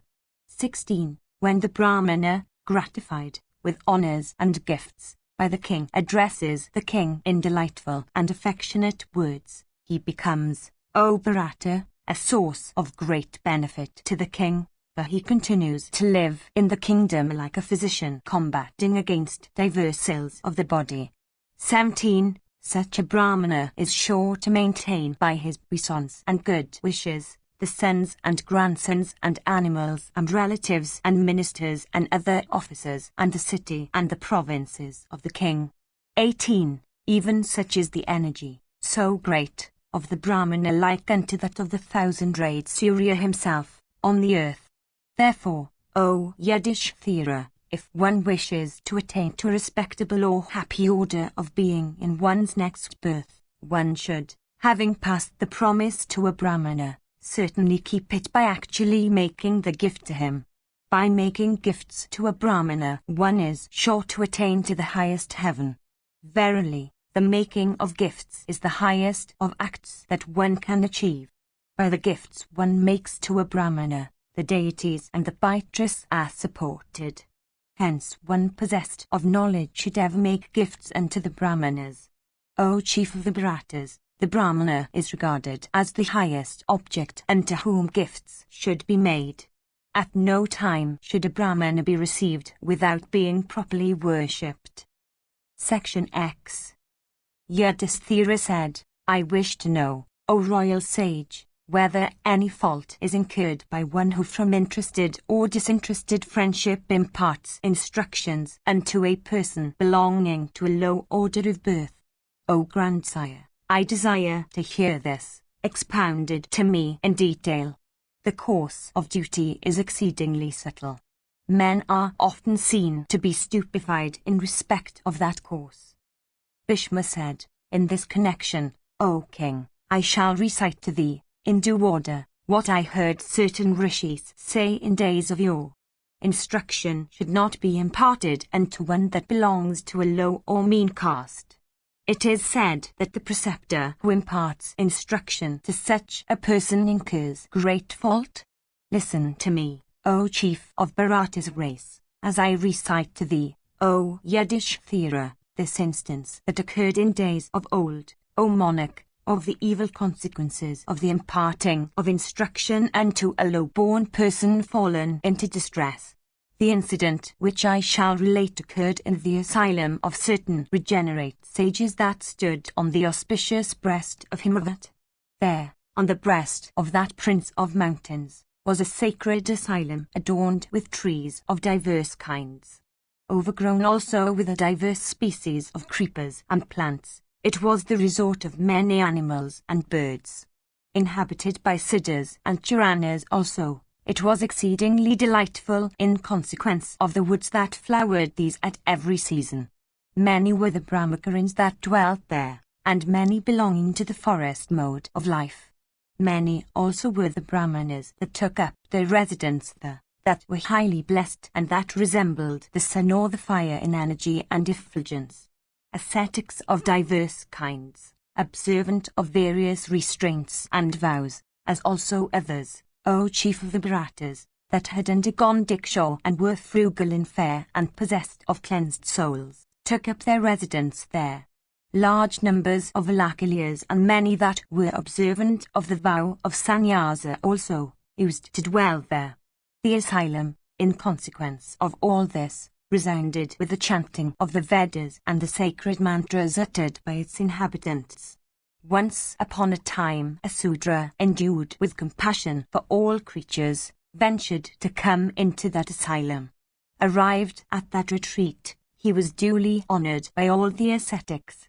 Beholding those ascetics of diverse classes that were endued with great energy, that resembled the deities, in purity and power, and that were observing diverse kinds of diksha, O Bharata, the Sudra became highly pleased at heart. Beholding everything, O chief of Bharata's race, the Sudra felt inclined to devote himself to the practice of penances. Touching the feet of the Kula party, the head man of the group, O Bharata, he addressed him saying, 19. Through thy grace, O foremost of regenerate persons, I desire to learn and practice the duties of religion. It behoveth thee, O illustrious one, to discourse to me on those duties and introduce me, by performing the rites of initiation, into a life of renunciation. I am certainly inferior in colour, O illustrious one, for I am by caste a Sudra, O best of men. I desire to wait upon and serve you here. Be gratified with me that humbly seek thy shelter. The Kula party said, it is impossible that a Sudra should live here, adopting the marks specially intended for those practicing lives of renunciation. If it pleases thee, thou mayest stay here, engaged in waiting upon and serving us. Without doubt, by such service thou shalt attain to many regions of high felicity. Bhishma continued. Thus addressed by the ascetic, the Sudra began to reflect in his mind, O king, saying, how should I now act? Great is my reverence for those religious duties that lead to merit. Let this, however, be settled, that I shall do what would be for my benefit. 20. Proceeding to a spot that was distant from that asylum, he made a hut of the twigs and leaves of trees, erecting also a sacrificial platform, and making a little space for his sleep, and some platforms for the use of the deities. He began, O chief of the Bharatas, to lead a life regulated by rigid observances and vows, and to practice penances, abstaining entirely from speech all the while. He began to perform oblations thrice a day, observe other vows, in respect of food and sleep, make sacrifices to the deities, pour libations on the sacrificial fire, and adore the worship and deities in this way, restraining all carnal desires, living abstemiously upon fruits and roots, controlling all his senses. He daily welcomed and entertained all that came to his retreat as guests, offering them herbs and fruits that grew plentifully around. In this way he passed a very long time in that hermitage of his. 21. One day an ascetic came to that Sudra's retreat for the purpose of making his acquaintance. The Sudra welcomed and worshipped the Rishi with due rites, and gratified him highly. Endued with great energy, and possessed of a righteous soul, that Rishi of rigid vows conversed with his host on many agreeable subjects, and informed him of the place whence he had come. In this way, O chief of the Bharatas, that Rishi, O best of men, came into the asylum of the Sudra times out of a number for the object of seeing him. On one of these occasions, the Sudra, O king, addressing the Rishi said, I desire to perform the rites that are ordained for the Pitras. Do thou instruct me kindly in this matter. Very well, the Brahmana said in reply unto him, O monarch. The Sudra then, purifying himself by a bath, brought water for the Rishi to wash his feet, and he also brought some kusa grass, and wild herbs and fruits, and a sacred seat, and the seat called Vrishi. The Vrishi, however, was placed by the Sudra towards the south, with his head turned to the west.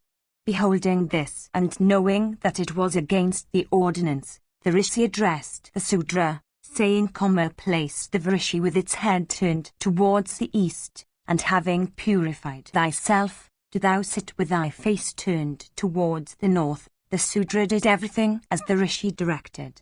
Possessed of great intelligence, and observant of righteousness, the Sudra received every direction about the Sarada, as laid down in the ordinance, from the Rishi endued with penances regarding the manner of spreading the kusa grass, and placing the argyas, and as regards the rites to be observed in the matter of the libations to be poured and the food to be offered. After the rites in honor of the Pitras had been accomplished, the Rishi was dismissed by the Sudra, whereupon he returned to his own abode.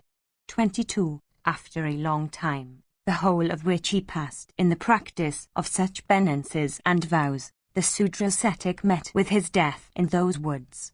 In consequence of the merit he acquired by those practices, the Sudra in the next life took birth in the family of a great king, and in course of time became possessed of great splendor. The regenerate Rishi also, when the time came, paid his debt in nature. In his next life, O chief of Bharata's race, he took birth in the family of a priest. It was in this way that those two, viz., that Sudra who had passed a life of penances and that regenerate Rishi who had in kindness given the former some instructions in the matter of the rites performed in honor of the Pitras, became reborn, the one as scion of a royal race and the other as the member of a priestly family.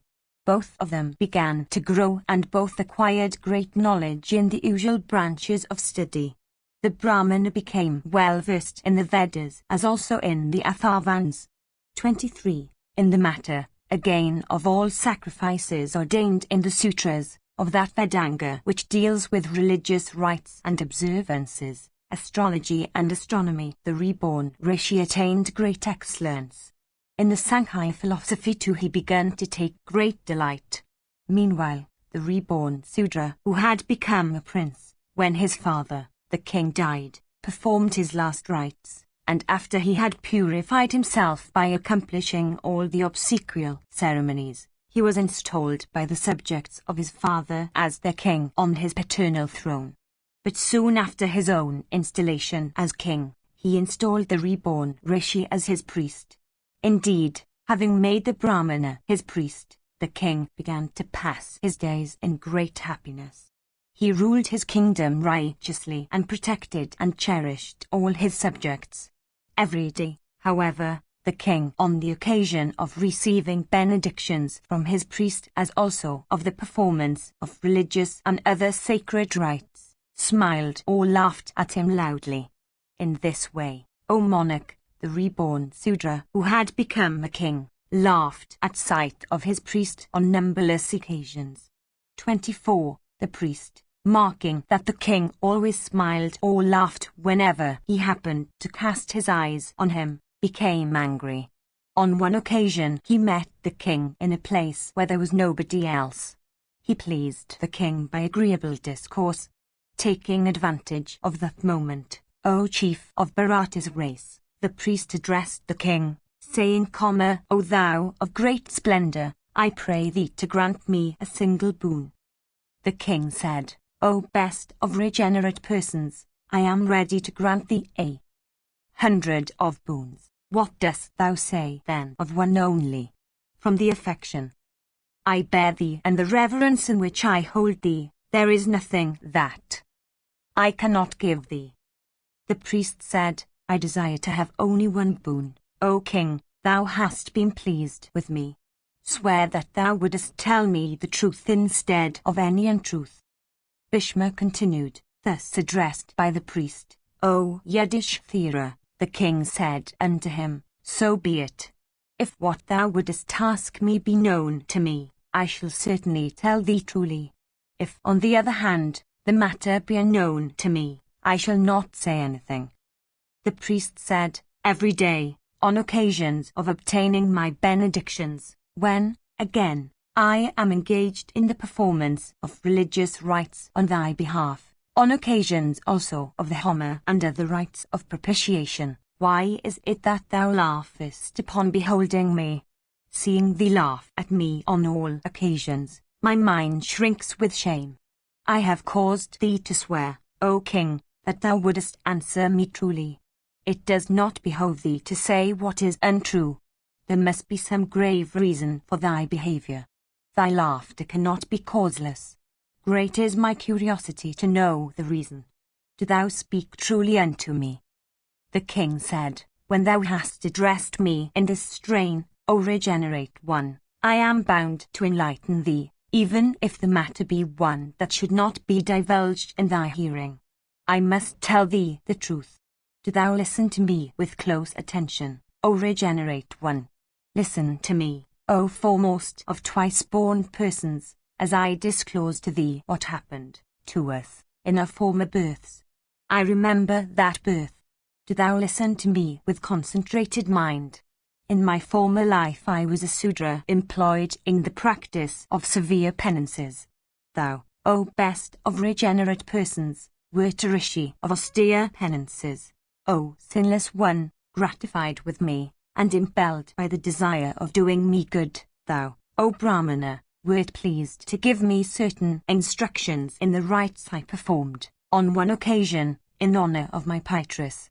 The instructions thou gavest me were in respect of the manner of spreading the vrishi and the klusa blades, and of offering libations and meat and other food to the manes, O foremost of ascetics. In consequence of this transgression of thine thou hast taken birth as a priest, and I have taken birth as a king, O foremost of Brahmanas. Behold the vicissitudes that time brings about. Thou hast reaped this fruit in consequence of thy having instructed me in my former birth. It is for this reason, O Brahmana, that I smile at sight of thee, O foremost of regenerate persons. I do not certainly laugh at thee from desire of disregarding thee. Thou art my preceptor. 25. At this change of condition I am really very sorry. My heart burns at the thought. I remember our former births, hence do I laugh at sight of thee. Thy austere penances were all destroyed by the instructions thou gavest me. Relinquishing thy present office of priest, do thou endeavour to regain a superior birth.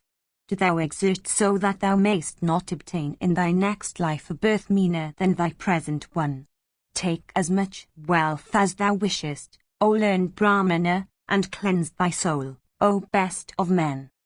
Bhishma continued, dismissed by the king from the office of priest, the Brahmana made many gifts unto persons of his own order, of wealth and land and villages. He observed many rigid and severe vows as laid down by the foremost of Brahmanas. He sojourned to many sacred waters and made many gifts unto Brahmanas in those places. Making gifts of kind unto persons of the regenerate order, his soul became cleansed and he succeeded in acquiring a knowledge of it. Repairing to that very asylum whither he had lived in his former birth, he practiced very severe penances. As the consequence of all this, O foremost of kings, that Brahmana succeeded in attaining to the highest success. He became an object of veneration with all the ascetics that dwelt in that asylum. In this way, O best of monarchs, that regenerate Rishi fell into great distress. And to Sudras, therefore, the Brahmanas should never give instructions. Hence, O king, the Brahmana should avoid imparting instructions to such as are low-born, for it was by imparting instruction to a low-born person a Brahmana came to grief.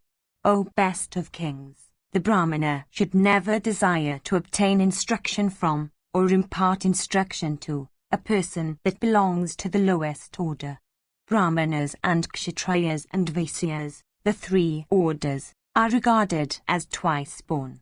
By imparting instruction unto these, a Brahmana does not incur any fault. They, therefore, that are good, should never discourse on any subject, for imparting any instruction, before persons of the inferior order. The course of morality is exceedingly subtle and incapable of being comprehended by persons of uncleansed souls. It is for this reason that ascetics adopt the vow of silence, and being respected by all, pass through diksha, initiation, without indulging in speech. 26. For fear of saying what is incorrect or what may offend, ascetics often forego speech itself. Even men that are righteous and possessed of every accomplishment, and endued with truth and simplicity of behavior, have been known to incur great fault in consequence of words spoken improperly. Instruction should never be imparted on anything and to any person. If, in consequence of the instructions imparted, the instructed commit any sin, that sin attaches to the Brahmana who imparted the instruction.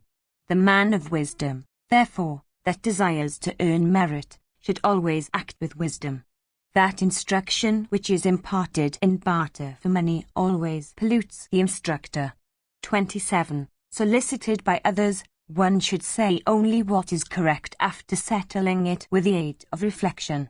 One should impart instruction in such a way that one may, by imparting it, earn merit. I have thus told thee everything respecting the subject of instructions. Very often persons become plunged into great afflictions in consequence of imparting instructions. Hence it is meet that one should abstain from giving instruction unto others. Section 11. Yudhishthira said, Tell me, O grandsire, in what kind of man or woman, O chief of the Bharatas, does the goddess of prosperity always reside? Bhishma said, I shall, in this connection, narrate to thee what occurred and what I have heard. Once on a time, beholding the goddess of prosperity blazing with beauty and endued with the complexion of the lotus, the princess Rukmini, the mother of Pradama that bore the device of the Makara on his banner, filled with curiosity, asked this question in the presence of Devaki's son. Who are those beings by whose side thou stayest and whom thou favours? Who again are those whom thou dost not bless with favour? O thou that art dear unto him that is the Lord of all creatures, tell me this truly, O thou that art equal to a great rishi in penances and puissance. Thus addressed by the princess, the goddess of prosperity, with a face as beautiful as the moon, and moved by grace, in the presence of him who has Garuda on his banner, said these words in reply that were sweet and charming. Sri said, O blessed lady, I always reside with him that is eloquent, active, attentive to business, free from wrath, given to the worship of the deities, endued with gratitude, has his passions under complete control, and is high-minded in everything. I never reside with one that is inattentive to business, that is an unbeliever, that causes an intermixture of races in consequence of his lustfulness, that is ungrateful, that is of impure practices, that uses harsh and cruel words, that is a thief, that cherishes malice towards his preceptors and other seniors, those persons that are endued with little energy, strength, life, and honour, that are distressed at every trifle, and that always indulge in wrath. I never reside with these that think in one strain and act in a different one. 28. I never reside also with him who never desires any acquisition for himself, of him who is so blinded as to rest content with the lot in which he finds himself without any exertion, or with those that are contented with small acquisitions.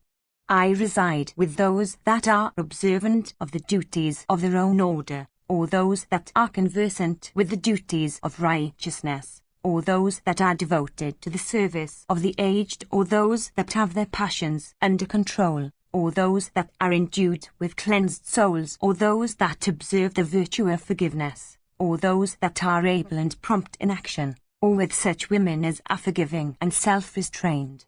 I reside with those women also that are devoted to truth and sincerity and that worship the deities. I do not reside with those women also that do not attend to household furniture and provisions scattered all around the house, and that always utter words contrary to the wishes of their husbands. I always avoid those women that are fond of the houses of other people and that have no modesty. On the other hand, I reside with those women that are devoted to their husbands, that are blessed in behavior, and that are always decked in ornaments and attired in good robes.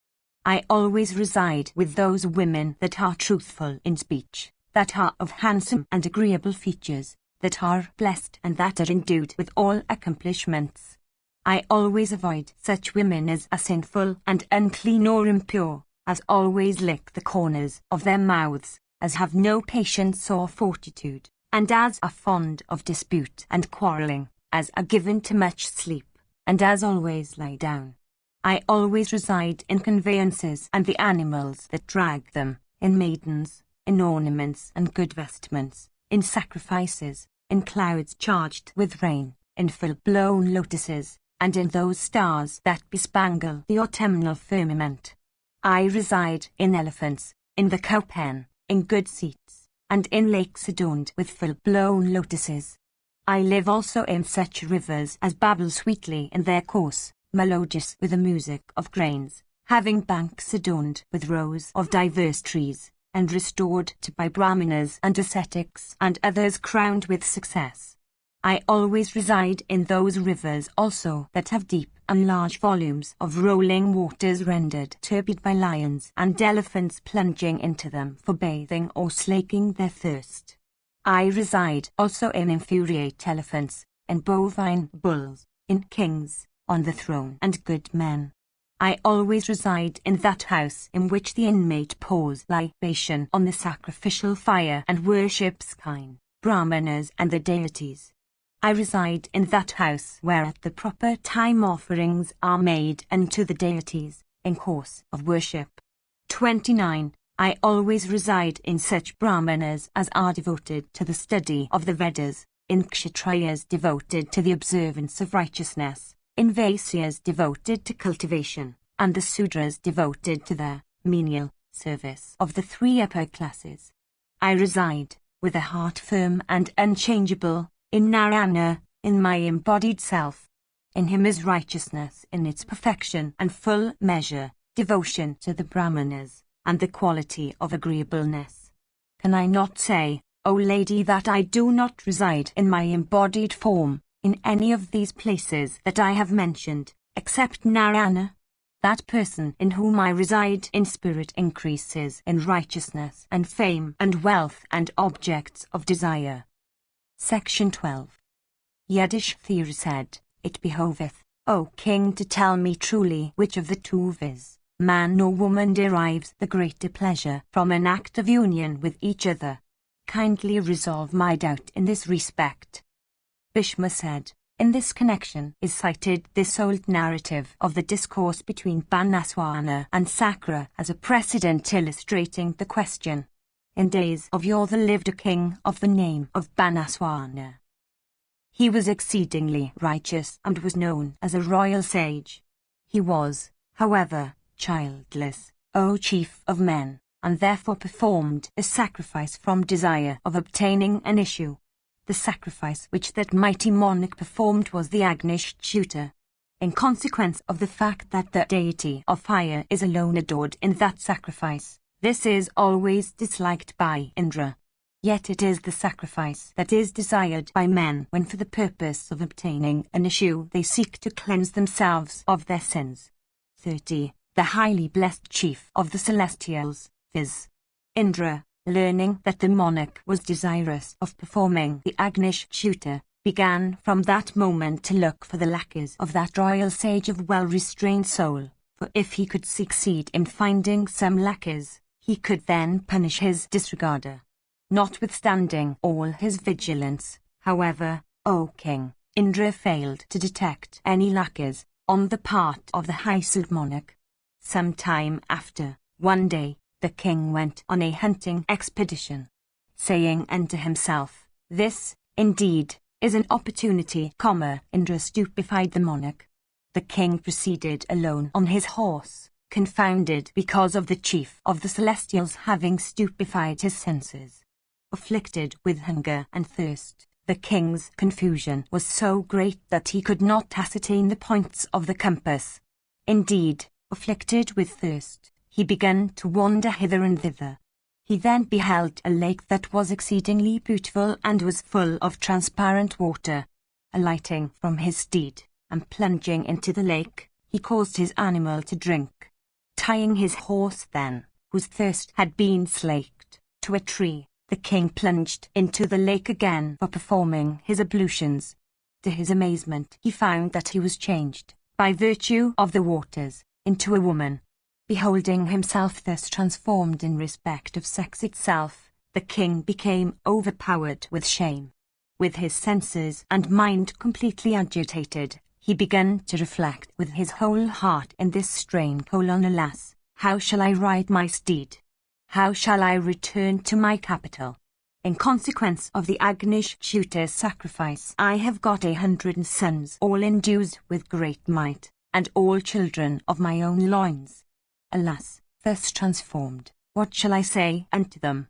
What shall I say unto my spouses, my relatives and well-wishers, and my subjects of the city and the provinces?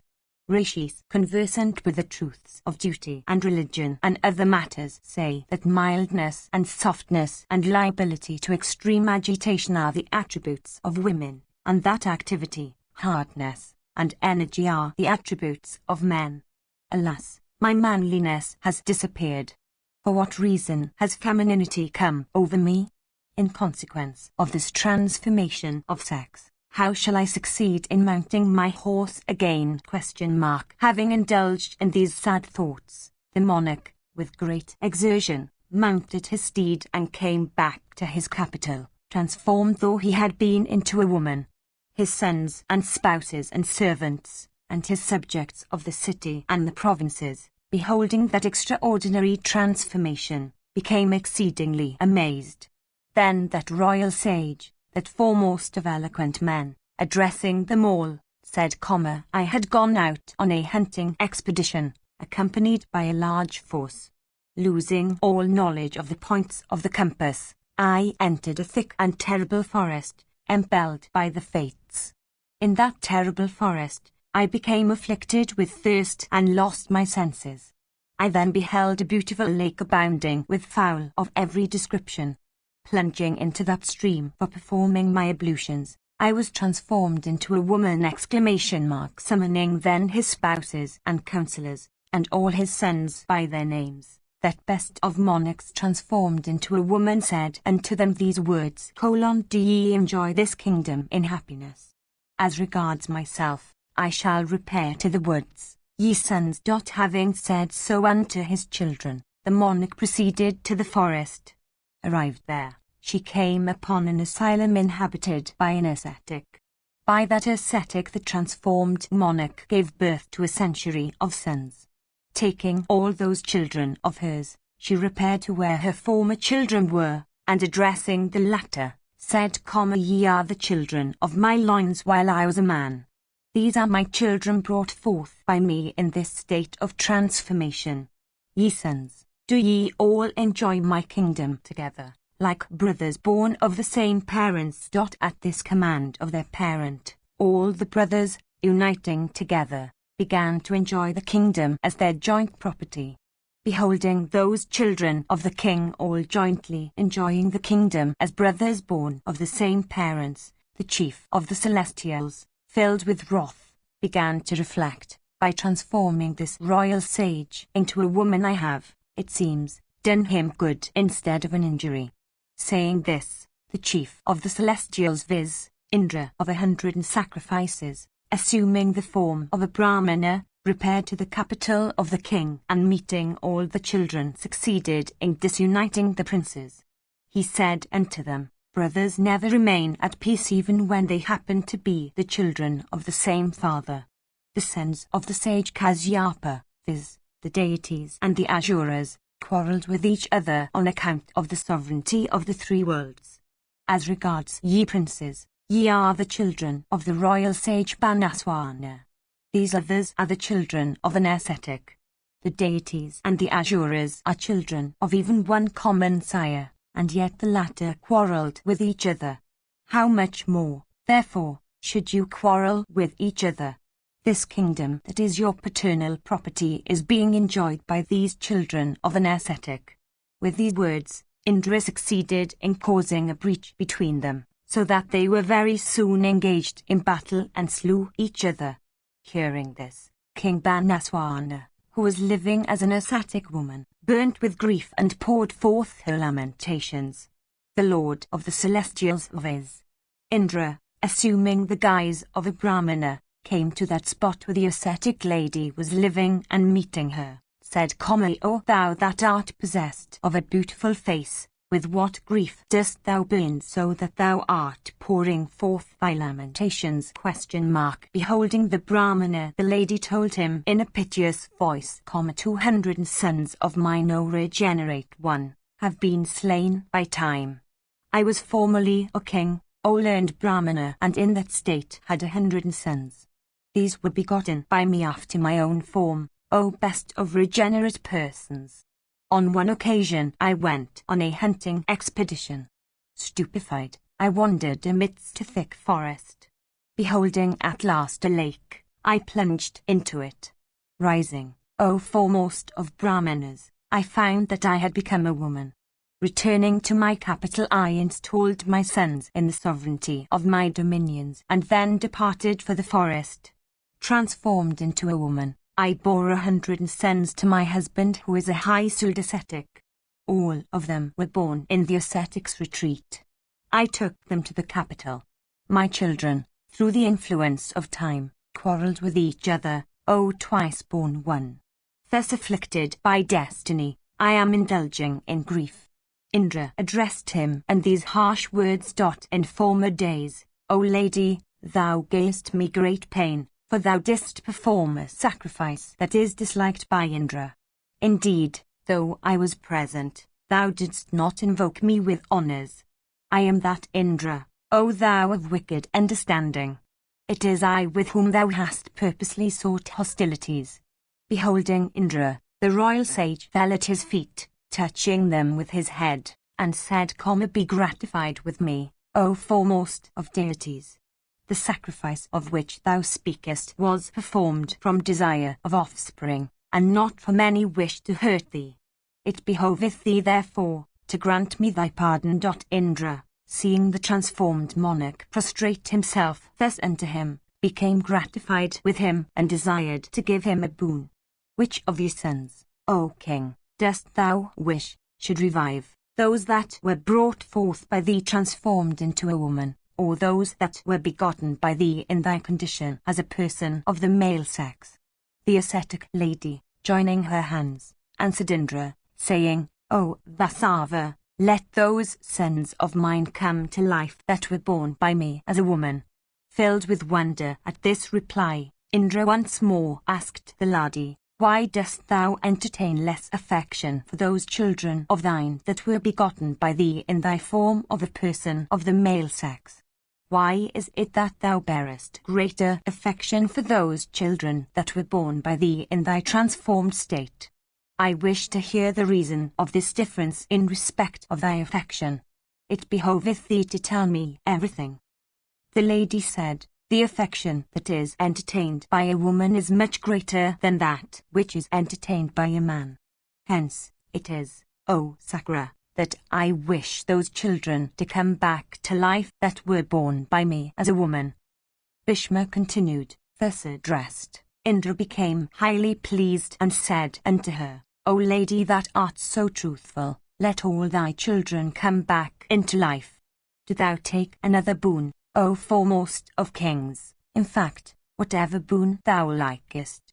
O thou of excellent vows, do thou take from me whatever status thou choosest, that of woman or of man." The lady said, "I desire to remain a woman, O Sakra. In fact, I do not wish to be restored to the status of manhood." O Vasava. Hearing this answer, Indra once more asked her, saying, "Why is it, O puissant one, that abandoning the status of manhood thou wishest that of womanhood?"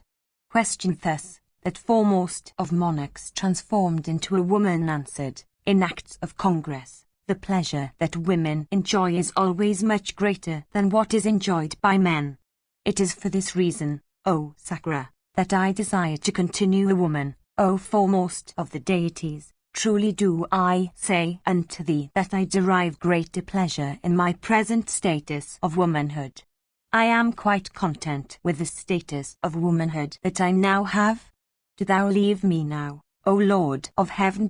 Hearing these words of hers, the Lord of the celestials answered, "So be it," and binding her farewell, proceeded to heaven. Thus, O monarch, it is known that woman derives much greater pleasure than man under the circumstances thou hast asked. Section 13. Yudhishthira said, "What should a man do in order to pass pleasantly through this and the other world? How, indeed, should one conduct oneself? What practices should one adopt with this end in view?" Bhishma said, "One should avoid the 3 acts that are done with the body, the 4 that are done with speech, the 3 that are done with the mind, and the 10 paths of action. The 3 acts that are done with the body and should be wholly avoided are the destruction of the lives of other creatures, theft or appropriation of what belongs to other persons, and the enjoyment of other people's wives. The 4 acts that are done with speech, O king, and that should never be indulged in or even thought of, are evil conversation, harsh words, publishing other people's faults, and falsehood, coveting the possessions of others, doing injury to others, and disbelief in the ordinances of the Vedas, are the 3 acts done with the mind which should always be avoided. 31. Hence, one should never do any evil act in word, body, or mind. By doing good and evil acts, one is sure to enjoy or endure the just consequences thereof. Nothing can be more certain than this. Section 14.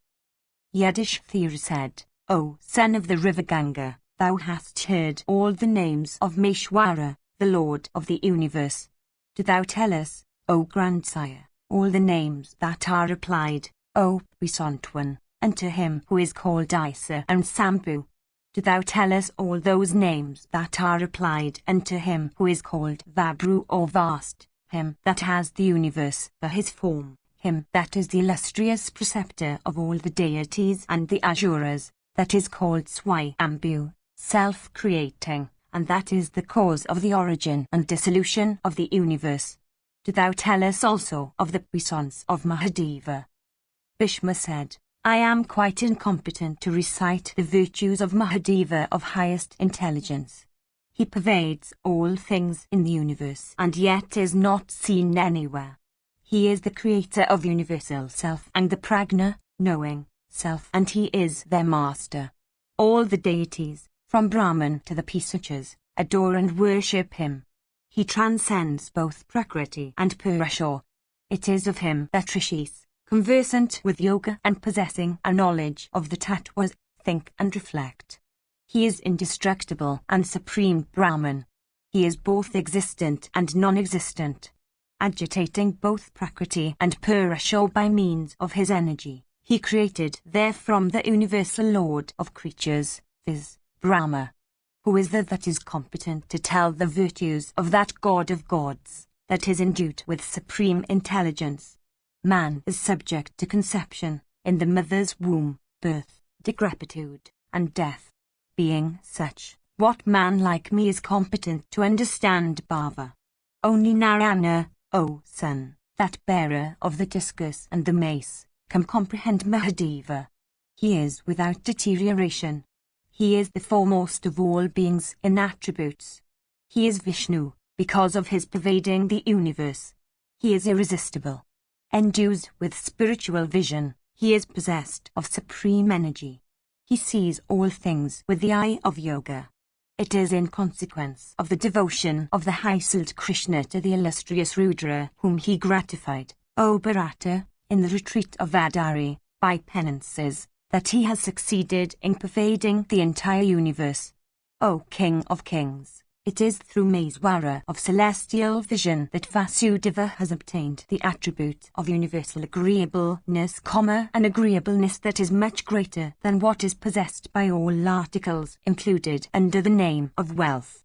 32. For a full 1,000 years this Madhava underwent the austerest penances and at last succeeded in gratifying the illustrious and boon-giving Shiva, that master of all the mobile and the immobile universe. In every new yuga has Krishna, by such penances, gratified Mahadeva. In every yuga has Mahadeva been gratified with the great devotion of the high-souled Krishna. How great is the puissance of the high-souled Mahadeva, that original cause of the universe, has been seen with his own eyes by Hari, who himself transcends all deterioration, on the occasion of his penances in the retreat of Vadari undergone for obtaining a son.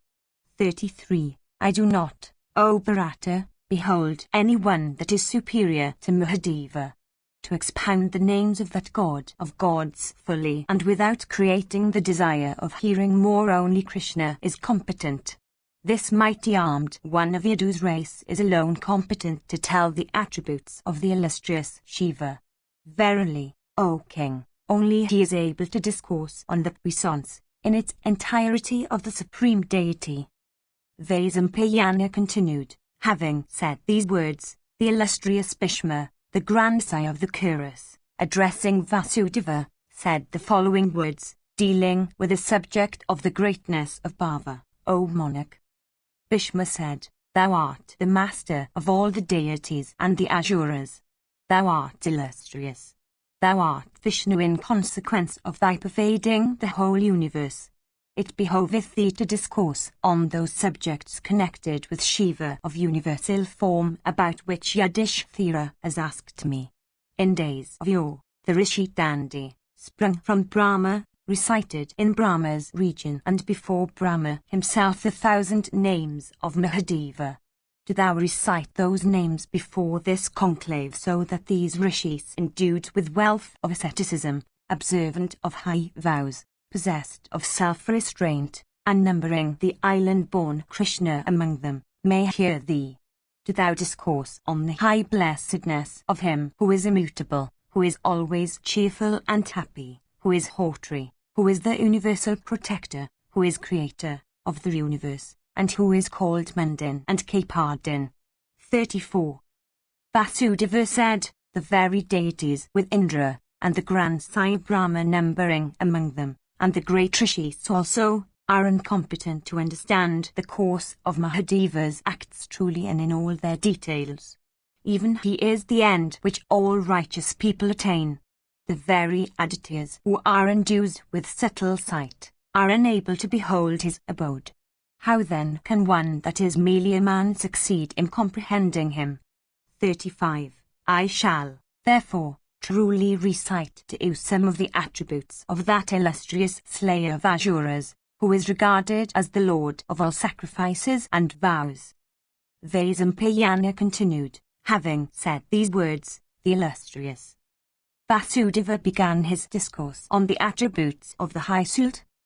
Mahadeva, endued with the highest intelligence, after having purified himself by touching water. Vasudeva said, Hear, ye foremost of Brahmanas, and thou Yudhishthira also, O sire, and hear thou too, O Ganga's son, the names that are applied unto Kapardin. Hear ye, how in former days I obtained a sight, so difficult to obtain, of that great god, for the sake of Samva. Verily, in those days was the illustrious deity seen by me in consequence of yoga abstraction. 36. After 12 years had expired from the time when Pradama, the son of Rukmani, who is endued with great intelligence, slew the Asura Samvara in days of yore, my spouse Jamthavati addressed me. Indeed, beholding Pradama and Charudishna and other sons born of Rukmani, Jamthavati, desirous of a son, said these words unto me, O Yudhishthira, grant me, O thou of unfading glory, a son endued with heroism, the foremost of mighty men, possessed of the most agreeable features, sinless in conduct, and like unto thyself. And O, let there be no delay on thy part in granting this prayer of mine. There is nothing in the 3 worlds that is unattainable by thee, O perpetuator of Yadu's race. Thou canst create other worlds if only thou wishest it. Observing a vow for 12 years and purifying thyself, thou hadst adored the Lord of all creatures, viz., Mahadeva, and then begot upon Rukmani the sons that she has obtained from thee, viz., Charudishna and Sacharu and Charuvasa and Yasodhana and Charusravas and Charuyasas and Pradama and Sambu. O slayer of Manu, do thou grant to me a son like unto those of great powers whom thou hast begotten. Upon Rukmani question mark thus addressed by the princess, I replied unto her, of slender waist, let me have thy permission to leave thee for some time, O queen. I shall certainly obey thy behest. She answered me, saying, Go, and may success and prosperity always attend thee.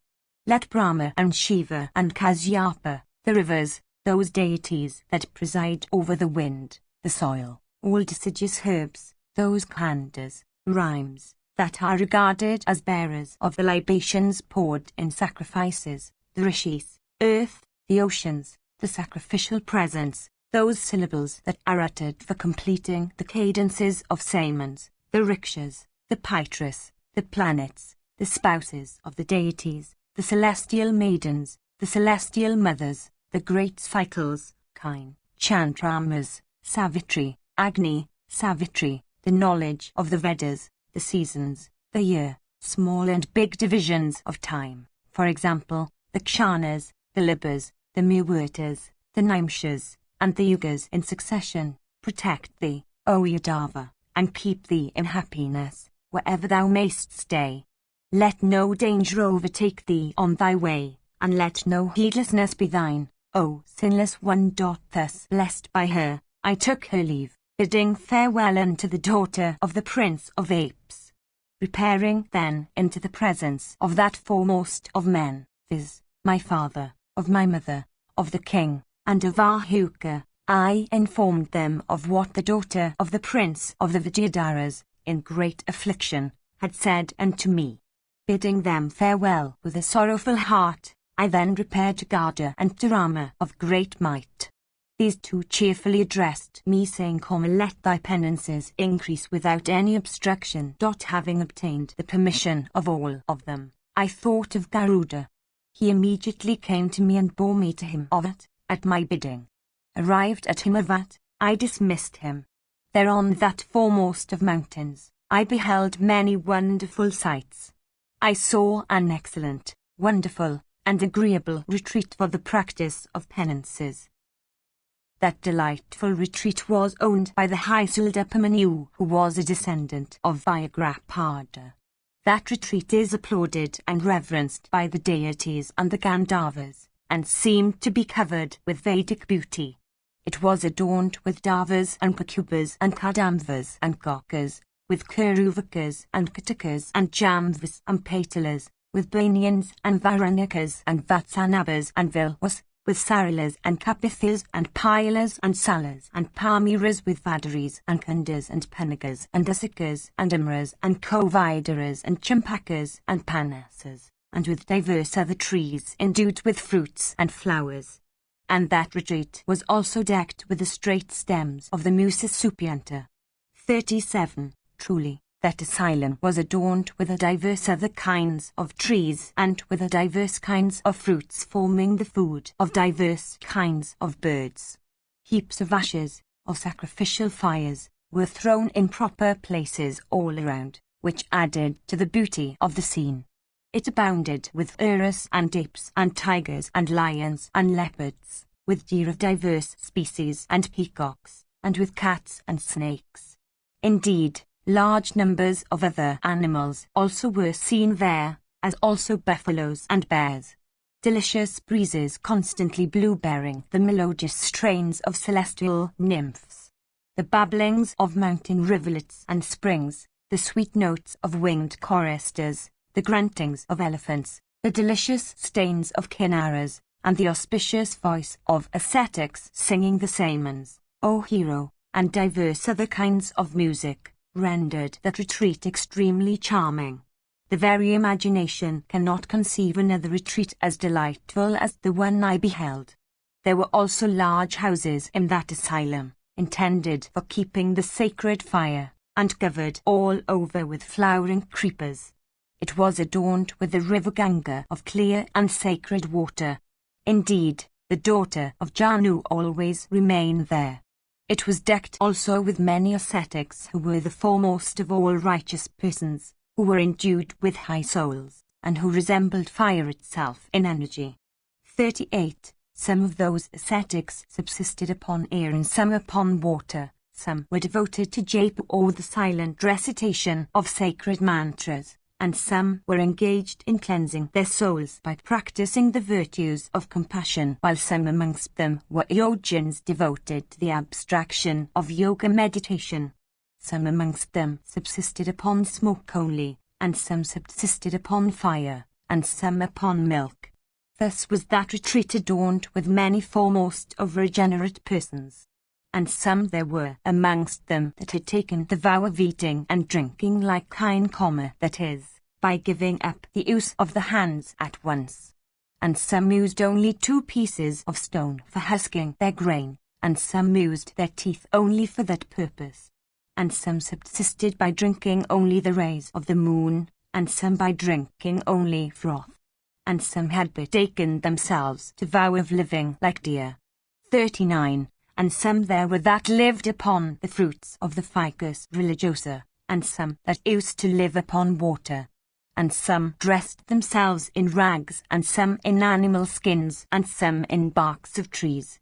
Indeed, I beheld diverse ascetics of the foremost order observing these and other painful vows. I desired then to enter that asylum. Verily, that asylum was honored and adored by the deities and all high-souled beings, by Shiva and others, O Bharata, and by all creatures of righteous acts. Thus addressed, it stood in all its beauty on the breast of Himavat, like the lunar disk in the firmament.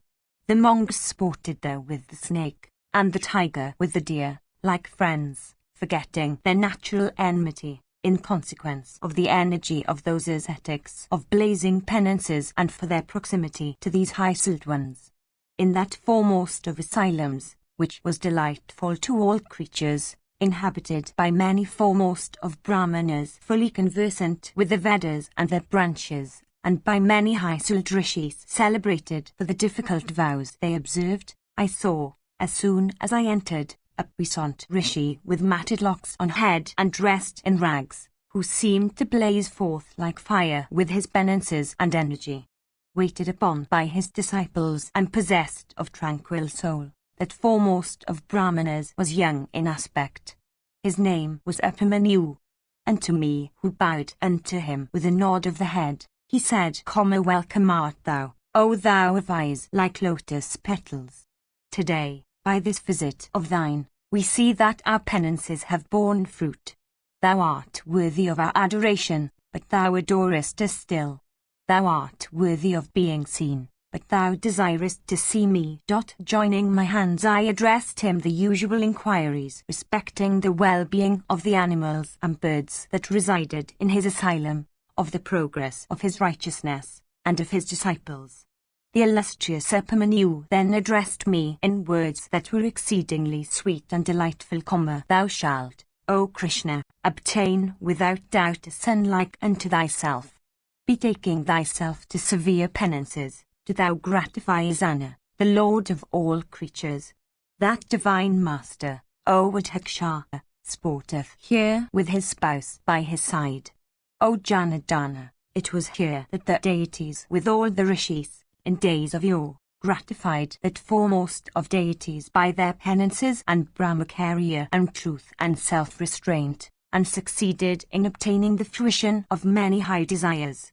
That illustrious God is verily the vast receptacle of all energies and penances, projecting into existence and withdrawing once more unto himself all things fraught with good and evil, that inconceivable deity whom thou seekest, O destroyer of foes, lives here with his spouse. He who took his birth as the Danava named Hiranyakashipu, whose strength was so great that he could shake the very mountains of Meru, succeeded in obtaining from Mahadeva the puissance belonging to all the deities and enjoyed it for 10 millions of years. He who was the foremost of all his sons and who was celebrated by the name of Mandara, succeeded, through the boon he had obtained from Mahadeva, in fighting Sakra for 1,000,000 of years. The terrible discus of Vishnu and the thunderbolt of Indra were both unable to make the slightest impression, O Kesava, in days of yore, upon the body of that great cause of universal affliction. 40. The discus which thou bearest, O sinless one, was given unto thee by Mahadeva after he had slain a Daitya that was proud of his strength and used to live within the waters. That discus, blazing with energy and like unto fire, was created by the great God, having for his device the bull. Wonderful and irresistible in energy, it was given unto thee by that illustrious God. In consequence of its blazing energy, it was incapable of being gazed at by any person save Shiva, the wielder of Pinaka. It was for this reason that Bhava, Shiva, bestowed upon it the name of Sudarsana. From that time, the name Sudarsana came to be current in all the worlds. Even the weapon, O Kesava, failed to make the slightest impression on the body of Hiranyakashipu's son Mandara, that appeared like an evil planet in the 3 worlds. Hundreds of chakras like thine and thunderbolts like that of Sakra could not inflict a scratch on the body of that evil planet endued with great might, who had obtained a boon from Mahadeva. Afflicted by the mighty Mandara, the deities fought hard against him and his associates, all of whom had obtained boons from Mahadeva. Gratified with another Danava named Vidyat Prabha, Mahadeva granted to him sovereignty of the 3 worlds. That Danav remained the sovereign of the 3 worlds for 100,000 years. And Mahadeva said unto him, Thou shalt become one of my attendants. Indeed, the puissant Lord further bestowed upon him the boon of 100 millions of children. The master without birth of all creatures further gave the Danava the region known by the name of Kusudvipa for his kingdom, Another great Asura, of the name of Satamika, was created by Brahma. For 100 years he poured on the sacrificial fire, as offerings unto Mahadeva, the flesh of his own body. Gratified with such penances, Sankara said unto him, What can I do for thee? Satamika replied unto him, saying, O thou that art most wonderful, let me have the power of creating new creatures and animals. Give also unto me, O foremost of all deities, eternal power. The puissant Lord, thus addressed by him, said unto him, So be it. The self-born Brahma, concentrating his mind in yoga, 41, in days of yore, made a sacrifice for 300 years, with the object of obtaining children. Mahadeva granted him 1,000 sons possessed of qualifications commensurate with the merits of the sacrifice. Without doubt, thou knowest, O Krishna, the Lord of Yoga, him, that is, who is sung by the deities. The rishi known by the name of Yajnavalkya is exceedingly virtuous. By adoring Mahadeva he has acquired great fame. The great ascetic who is Parasara's son, viz. Vyasa, of soul set on yoga, has obtained great celebrity by adoring Sankara. The Valkyrias were on a former occasion disregarded by Mahabharata. Filled with wrath at this, they gratified the illustrious Rudra, that Lord of the universe, that foremost one of all the deities. Thus gratified by the Valkyrias, said unto them, Ye shall succeed by your penances in creating a bird that will rob Indra of the Amrita. Through the wrath of Mahadeva on a former occasion, all the waters disappeared. The deities gratified him by performing a sacrifice called Saptakapala, and caused, through his grace, other waters to flow into the worlds. Verily, when the three-eyed deity became gratified, water once more appeared in the world. The wife of a tree, who was conversant with the Vedas, abandoned her husband in a huff and said, I shall no longer live in subjection to that ascetic. Having said these words, she sought the protection of Mahadeva. Through fear of her lord, a tree passed 300 years, abstaining from all food. And all this time she slept on wooden clubs for the purpose of gratifying Bhava. The great deity then appeared unto her and then smilingly addressed her, saying, Thou shalt obtain a son. And thou shalt get that son without the need of a husband, simply through the grace of Rudra. Without doubt that son, born in the race of his father, shall become celebrated for his worth, and assume a name after thee. The illustrious Vikarna also, O slayer of Madhu, full of devotion to Mahadeva, gratified him with severe penances and obtained high and happy success. Sakalya, too, of restrained soul, adored Bhava in a mental sacrifice that he performed for 900 years, O Kasava. Gratified with him the illustrious deity said unto him, Thou shalt become a great author. O son, inexhaustible shall thy fame be in the three worlds. Thy race also shall never come to an end and shall be adorned by many great rishis that shall take birth in it. Thy son will become the foremost of Brahmanas and will make the sutras of thy work. There was a celebrated rishi of the name of Savani in the Krita age.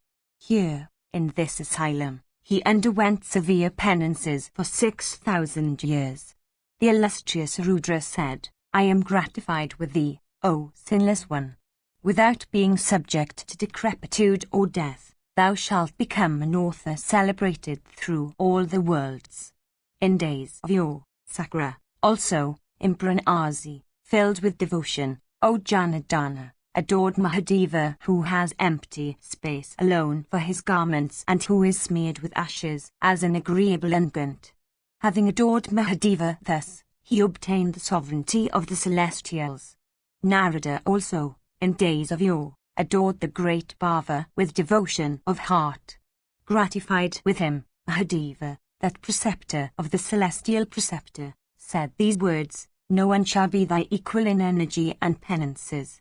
Thou shalt always attend upon me with thy songs and instrumental music.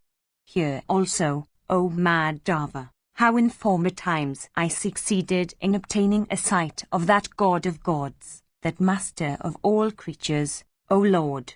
Here also in detail for what object, O Thou of great puissance.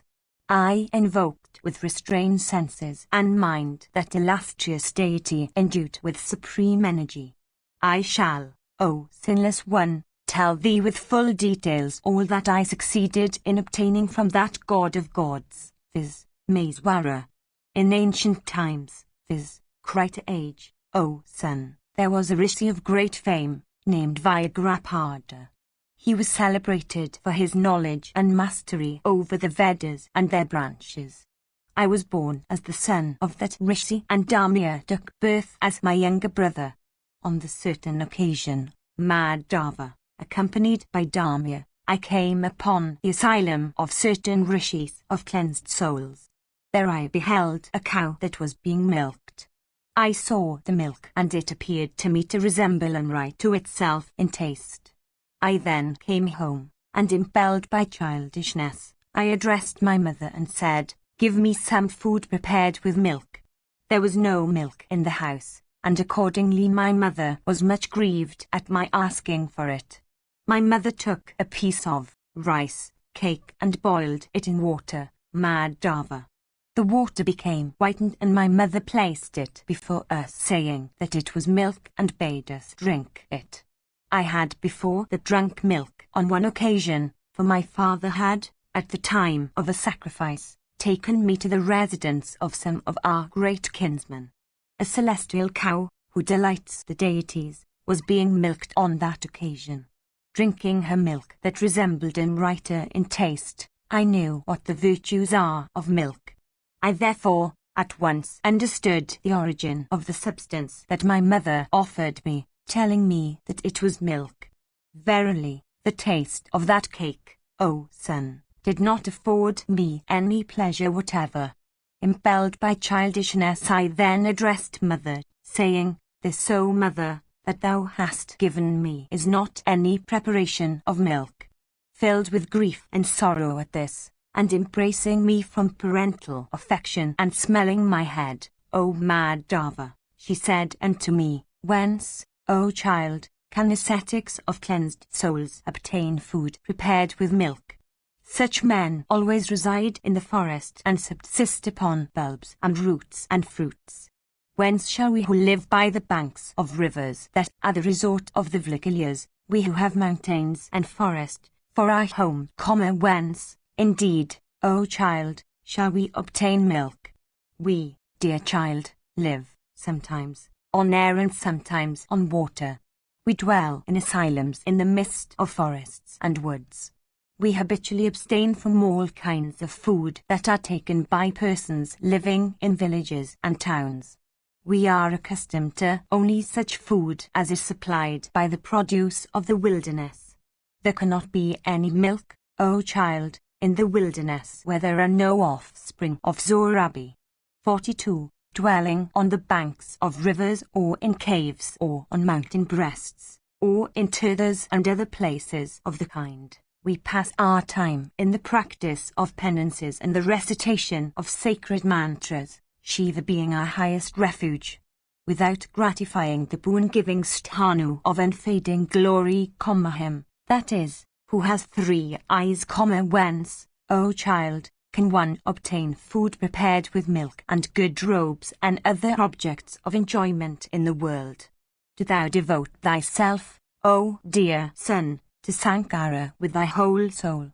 Through his grace, O child, thou art sure to obtain all such objects as administer to the indulgence of all thy wishes. Hearing these words of my mother, O slayer of foes, that day, I joined my hands in reverence and bowing unto her, said, "O mother, who this Mahadeva? In what manner can one gratify him? Where does that God reside? How may he be seen? With what does he become pleased? What also is the form of Sava? How may one succeed in obtaining a knowledge of him? If gratified, will he, O mother, show himself unto me?" After I had said these words, O Krishna, to my mother, she, filled with parental affection, smelt my head, O Govinda, her eyes covered with tears the while.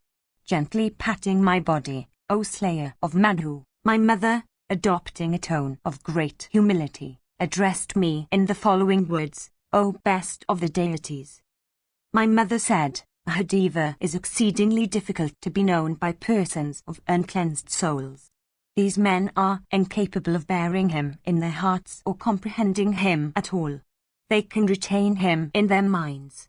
They cannot seize him, nor can they obtain a sight of him. Men of wisdom aver that his forms are many. Many, again, are the places in which he resides. Many are the forms of his grace.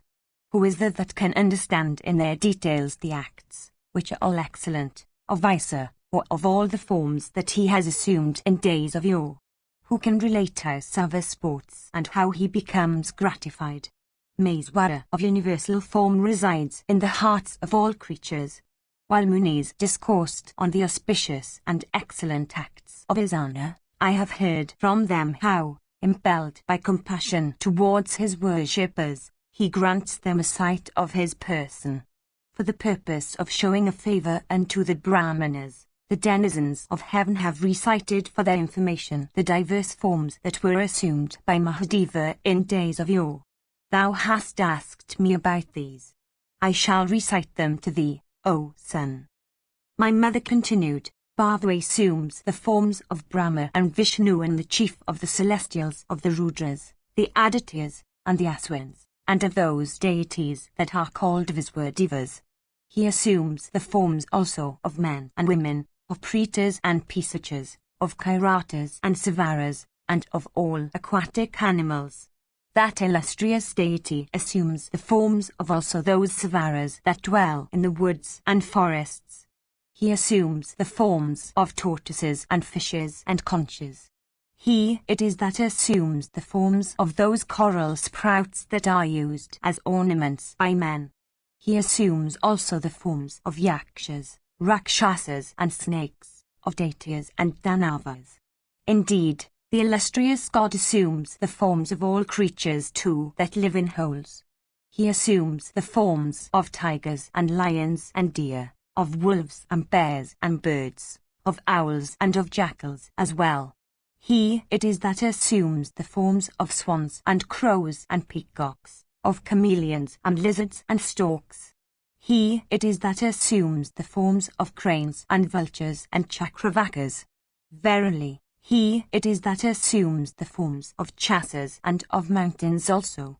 O son, it is Mahadeva that assumes the forms of kine and elephants and horses and camels and asses. He assumes also the forms of goats and leopards and diverse other varieties of animals.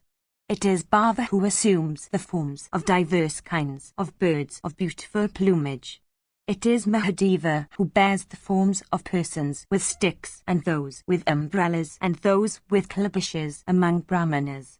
43. He sometimes becomes six-faced and sometimes becomes multi-faced. He sometimes assumes forms having 3 eyes and forms having many heads. And he sometimes assumes forms having many millions of legs and forms having innumerable stomachs and faces and forms endued with innumerable arms and innumerable sides. He sometimes appears surrounded by innumerable spirits and ghosts. He it is that assumes the forms of rishis and gandharvas, and of siddhas and charanas. He sometimes assumes a form that is rendered white with the ashes he smears on it and is adorned with a half-moon on the forehead. Adored with diverse hymns uttered with a diverse kinds of voice and worshipped with diverse mantras fraught with encomiums. He, that is sometimes called Sava, is the destroyer of all creatures in the universe, and it is upon him, again, that all creatures rest as their common foundation. Mahadeva is the soul of all creatures. He pervades all things. He is the speaker of all discourses, on duties and rituals. He resides everywhere and should be known as dwelling in the hearts of all creatures in the universe. He knows the desire cherished by every one of his worshippers. He becomes acquainted with the object in which one pays him adorations. Do thou then, if it pleases thee, seek the protection of the chief of the deities. He sometimes rejoices, and sometimes yields to wrath, and sometimes utters the syllable hum with a very loud noise. He sometimes arms himself with the discus, sometimes with the trident, sometimes with a mace, sometimes with the heavy mallets, sometimes with a scimitar, and sometimes with a battle-axe. He it is that assumes the form of Seshor, who sustains the world on his head. He has snakes for his belt, and his ears are adorned with earrings made of snakes. Snakes form also the sacred thread he wears. An elephant skin forms his upper garment. 44. He sometimes laughs and sometimes sings and sometimes dances most beautifully. Surrounded by innumerable spirits and ghosts, he sometimes plays on musical instruments. Diverse, again, are the instruments upon which he plays, and sweet the sounds they yield. He sometimes wanders over crematoria, sometimes yawns, sometimes cries, and sometimes causes others to cry. He sometimes assumes the guise of one that is mad, and sometimes of one that is intoxicated, and he sometimes utters words that are exceedingly sweet. Endued with appalling fierceness, he sometimes laughs loudly, frightening all creatures with his eyes. He sometimes sleeps and sometimes remains awake and sometimes yawns as he pleases. He sometimes recites sacred mantras and sometimes becomes the deity of those mantras which are recited. He sometimes performs penances and sometimes becomes the deity for whose adoration those penances are undergone. He sometimes makes gifts and sometimes receives those gifts, sometimes disposes himself in yoga and sometimes becomes the object of the yoga contemplation of others. He may be seen on the sacrificial platform or in the sacrificial stake, in the midst of the cowpen or in the fire. He may not again be seen there. He may be seen as a boy or as an old man. He sports with the daughters and the spouses of the rishis. His hair is long and stands erect. He is perfectly naked, for he has the horizon for his garments. He is endued with terrible eyes. He is fair, he is darkish, he is dark, he is pale, he is of the colour of smoke, and he is red. He is possessed of eyes that are large and terrible. He has empty space for his covering, and he it is that covers all things. Who is there that can truly understand the limits of Mahadeva, who is formless, who is one and indivisible, who conjures of illusions, who is of the cause of all actions and destructive operations in the universe, who assumes the form of Hiranyagarbha, and who is without beginning and without end, and who is without birth. 45. He lives in the heart of every creature. He is the prana, he is the mind, and he is jiva, that is invested in the material case. He is the soul of yoga, and it is that is called yoga. He is the yoga contemplation into which yogins enter. 46. He is the supreme soul. Indeed, Maeswara, the purity in essence, is capable of being comprehended not by the senses but through only the soul seizing his existence. He plays on diverse musical instruments. He is a vocalist. He has 100,000 eyes, he has one mouth, he has 2 mouths, he has 3 mouths, and he has many mouths. Devoting thyself to him, setting thy heart upon him, depending upon him, and accepting him as thy one refuge, do thou, O son, adore Mahadeva, and then mayst thou obtain the fruition of all thy wishes.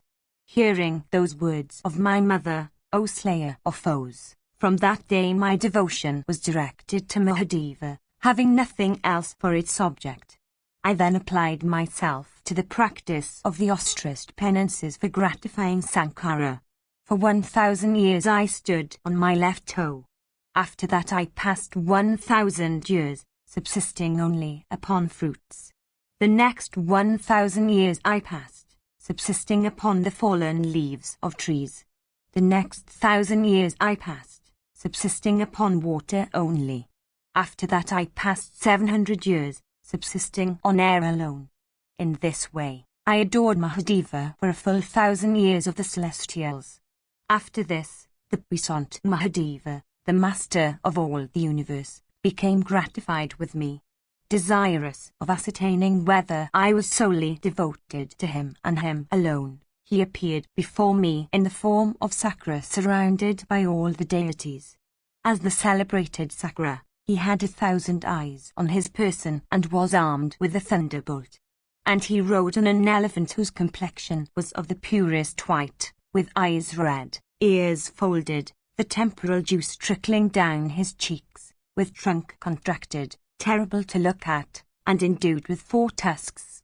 Indeed, riding on such an elephant, the illustrious chief of the deities seemed to blaze forth with his energy. With a beautiful crown on his head and adorned with garlands round his neck and bracelets round his arms, he approached the spot where I was. A white umbrella was held over his head, and he was waited upon by many apsaras, and many Gandharvas sang his praise. Addressing me, he said, "O foremost of regenerate persons, I have been gratified with thee. Beg of me whatever boon thou desirest." Hearing these words of Sakra, I did not become glad. "Verily, O Krishna," I answered the chief of the celestials in these words, "I do not desire any boon at thy hands, or from the hands of any other deity. O amiable deity, I tell thee truly, that it is Mahadeva only from whom I have boons to ask. True, true it is, O Sakra, true are these words that I say unto thee. No other words are at all agreeable to me save those which relate to Mahabharata. At the command of Pashupati, that Lord of all creatures, I am ready to become a worm or a tree with many branches. If not obtained through the grace represented by Mahadeva's boons, the very sovereignty of the 3 worlds would not be acceptable to me. Let me be born among the very Chandalas, but let me still be devoted to the feet of Hara. Without, again, being devoted to that Lord of all creatures, I would not like to have birth in the palace of Indra himself. If a person be wanting in devotion to that Lord of the universe, that master of the deities and the Asuras, his misery will not end even if from want of food he has to subsist upon only air and water. 47. What is the need of other discourses that are even fraught with other kinds of morality and righteousness, and to those persons who do not like to live even a moment without thinking of feet of Mahadeva? When the unrighteous or sinful Kali Yuga comes, one should never pass a moment without devoting his heart upon Mahadeva. One that has drunk the amrita constituted by the devotion to Hara, one becomes freed from the fear of the world. One that has not obtained the grace of Mahadeva can never succeed to devote oneself to Mahadeva for a single day or for half a day or for a muhurta or for a kshana or for a lava, very small unit of time.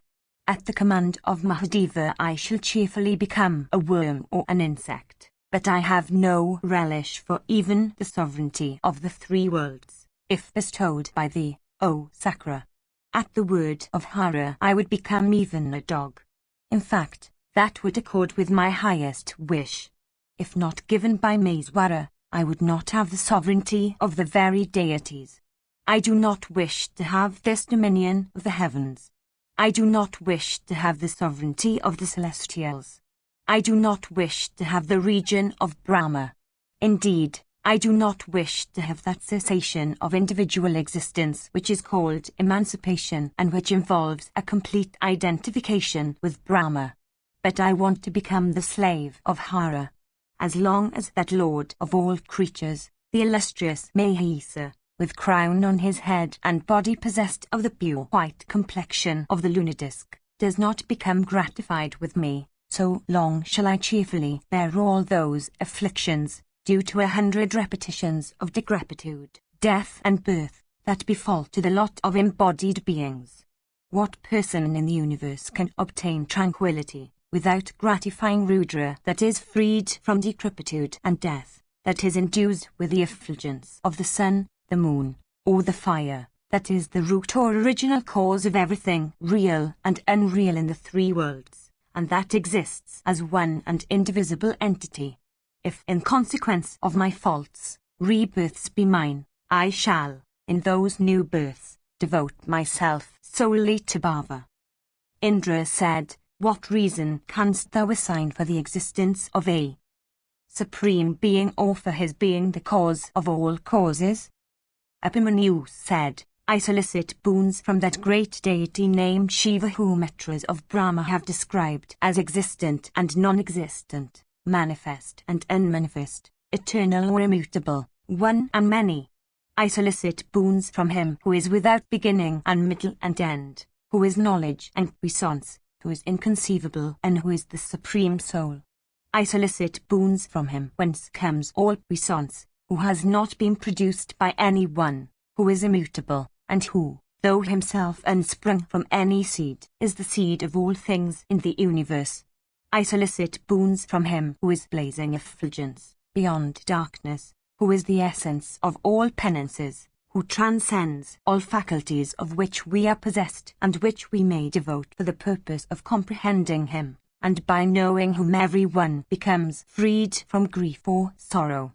I worship him, O Purandara, who is conversant with the creation of all elements and the thought of all living creatures, and who is the original cause of the existence or creation of all creatures, who is omnipresent, and who has the puissance to give everything. 48. I solicit boons from him who cannot be comprehended by argument, who represents the object of the Sankhya in the yoga systems of philosophy, and who transcends all things, and whom all persons conversant with the topics of inquiry worship and adore. 49. I solicit boons from him, O Maghavat, who is the soul of Maghavat himself, who is said to be the god of the gods, and who is the master of all creatures. I solicit boons from him who it is that first created Brahma, that creator of all the worlds, having filled space with his energy, and evoked into existence the primeval egg. 50. Who else than that Supreme Lord could be creator of the fire, water, wind, earth, space, mind, and that which is called Mahat? Tell me, O Sakra, who else than Shiva could create mind, understanding, consciousness or ego, the tanmatras, and the senses? Who is there higher than Shiva? 51. The wise say that the grand Sai Brahma is the creator of this universe. Brahma, however, acquired his high puissance and prosperity by adoring and gratifying Mahadeva, that god of gods. That high puissance, consisting of all the three attributes of creation, protection, and destruction, which dwells in that illustrious being who is endowed with the quality of being one, who created Brahma, Vishnu, and Rudra, was derived from Mahadeva. Tell me, who is that is superior to the Supreme Lord? 52. Who else than that God of gods is competent to unite the sons of deity with lordship and puissance, judging by the sovereignty and the power of oppressing conferred upon the foremost of the deities and Danavas? 53. The different points of the horizon, time, the sun, all fiery entities, planets, wind, water, and the stars and constellations, these, know thou, are from Mahadeva. Tell us who is higher than the Supreme Lord? Who else is there, except Mahadeva, in the matter of the creation of sacrifice and the destruction of Tripura? Who else except Mahadeva, the grinder of the foes, has offered lordship to the principal? 54. What need, O Purandara, of many well-sounding statements fraught with spacious sophisms, when I behold thee of 1,000 eyes, O best of the deities, thee that art worshipped by Siddhas and Gandharvas and the deities and the rishis? O best of the Kusikas, all this is due to the grace of that god of gods, viz. Mahadeva. Know, O Kesava, that this all, consisting of animate and inanimate existences with heaven and other unseen entities, which occur in this world, and which has the all-pervading Lord for their soul, has flowed from Iswara and has been created by him, for enjoyment by Jiva. 55. in the worlds that are known by the names of Bu, Buva, Swa, and Maha, in the midst of the mountains of Lokloka, in the islands, in the mountains of Mru, in all things that yield happiness, and in the hearts of all creatures, O illustrious Maghavat, resides Mahadeva, as persons conversant with all the topics of inquiry say. If, O Sakra, the Devas, deities, and the Asuras could see any other puissant form than Bhavas, would not both of them, especially the former, when opposed and afflicted by the latter, have sought the protection of that form? In all hostile encounters of the deities, the Yakshas, the Uragas and the Rakshasas, that terminating in mutual destruction, it is Bhava that gives unto those that meet with destruction, puissance commensurate with their respective locations as dependent upon their acts. Tell me, who else than Maeswara is fit for bestowing boons upon, and once more chastising the Andaka and Sukra and Dundubi and Maharshi and many foremost of Yakshas, Indra and Vala and Rakshasas and the Nivatakavishas? Was not the vital seed of Mahadeva, that master of both the deities and the Asuras, poured as a libation upon the fire? From that seed sprung a mountain of gold. Who else is there whose seed can be said to be possessed of such virtue? 56. Who else in this world is praised as having the horizon only for his garments? Who else can be said to be a Brahmacharan with his vital seed drawn up?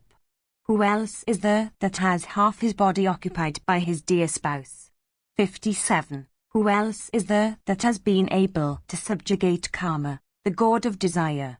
Tell me, O Indra, what other being possesses that high region of supreme felicity that is applauded by all the deities?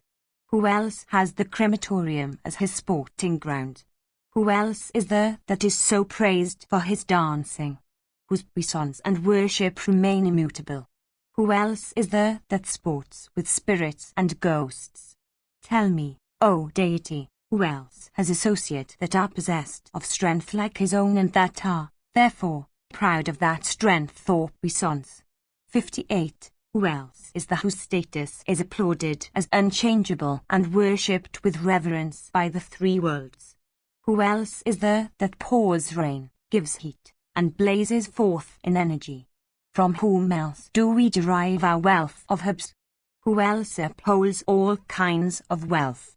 Who else sports as much as he pleases in the three worlds of mobile and immobile things? O Indra, know Maeswara to be the original cause of everything. He is adored by Yojans, by Rishis, by the Gandharvas, and by the Siddhas, with the aid of knowledge, of ascetic success, and of the rites laid down in the scriptural ordinances. 59. He is adored by both the deities and the Asuras with the aid of sacrifices by acts and the affliction of the ritual laid down in the scriptures. The fruits of action can never touch him, for he transcends them all. Being such, I call him the original cause of everything. 60. He is both gross and subtle. He is without compare. He cannot be conceived by the senses. He is endued with attributes, and he is divested of them. He is the Lord of attributes, for they are under his control.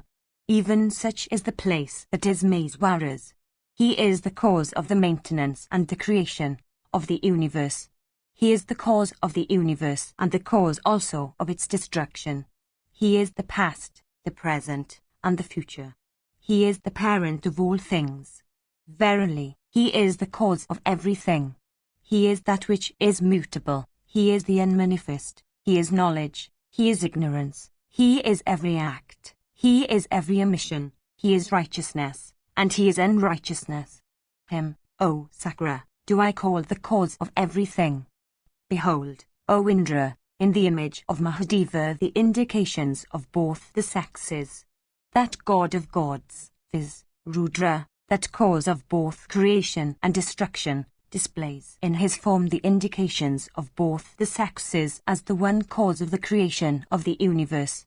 My mother formerly told me that he is the cause of the universe and the one cause of everything.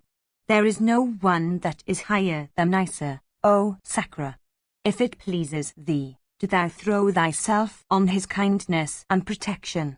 Thou hast visible evidence, O chief of the celestials, of the fact that the universe has sprung from the union of the sexes, as represented by Mahadeva. The universe, thou knowest, is the sum of what is vested with attributes and what else is divested of attributes, and has for its immediate cause the seeds of Brahma and others. Brahma and Indra and Hutasana and Vishnu and all the other deities, along with the Daityas and the Asuras, crowned with the fruition of 1,000 desires, always say that there is none that is higher than Mahadeva. 61. Impelled by desire, I solicit, with restrained mind, that God known to all the mobile and immobile universe, him, that is, who has been spoken of as the best and highest of all the gods, and who is auspiciousness itself, for obtaining without delay that highest of all acquisitions, viz., emancipation. What necessity is there of other reasons for establishing what I believe? The Supreme Mahadeva is the cause of all causes. We have never heard that the deities have, at any time, adored the sign of any other god than Mahadeva. If Mahabharata be not accepted, tell me, if thou hast ever heard of it, who else is the whose sign has been worshipped or is being worshipped by all the deities? He whose sign is always worshipped by Brahma, by Vishnu, by thee, O Indra, with all the others deities, is verily the foremost of all adorable deities. Brahma has for his sign the lotus, Vishnu has for his the discus, Indra has for his sign the thunderbolt.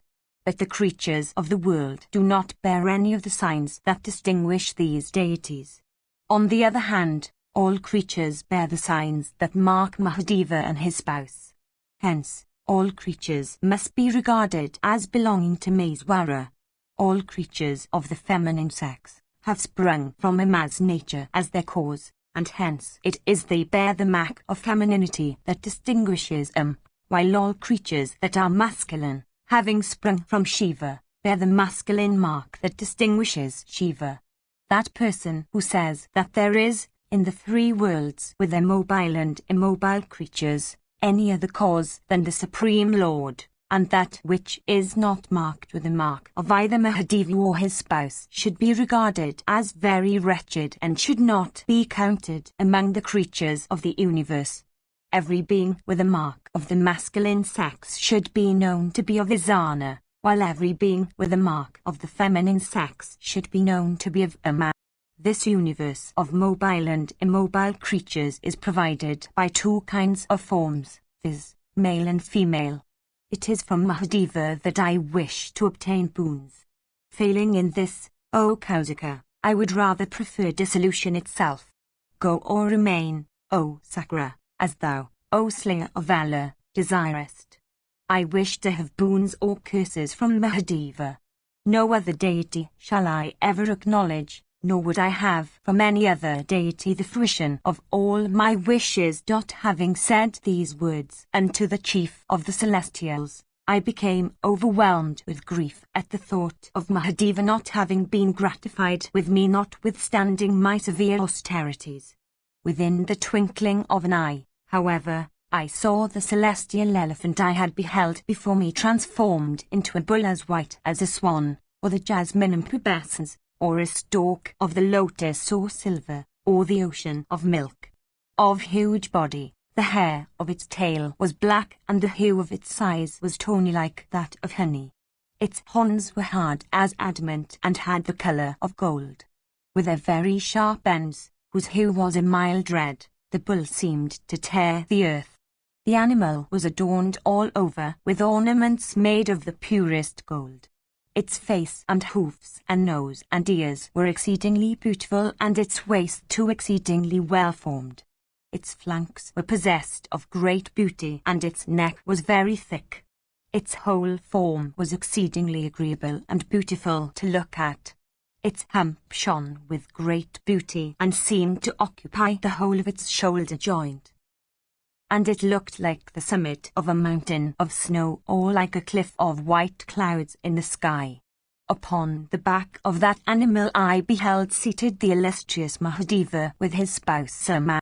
Verily, Mahadeva shone like the Lord of Stars while he is at his full. The fire born of his energy resembled in effulgence the lightning that flashes amid clouds. Verily, it seemed as if 1,000 suns rose there, filling every side with a dazzling splendor. The energy of the Supreme Lord looked like the Samvataka fire which destroys all creatures at the end of the Yuga. Overspread with that energy, the horizon became such that I could see nothing on any side. Filled with anxiety, I once more thought what it could mean. That energy, however, did not pervade every side for any length of time, for soon, through the illusion of that God of gods, the horizon became clear. I then beheld the illustrious Tanu Omeswara seated on the back of his bull, of blessed and agreeable appearance and looking like a smokeless fire. And the great god was accompanied by Parvati of faultless features. Indeed, I beheld the blue-throated and high-souled Tanu, unattached to everything, that receptacle of all kinds of force, endued with 8 and 10 arms and adorned with all kinds of ornaments.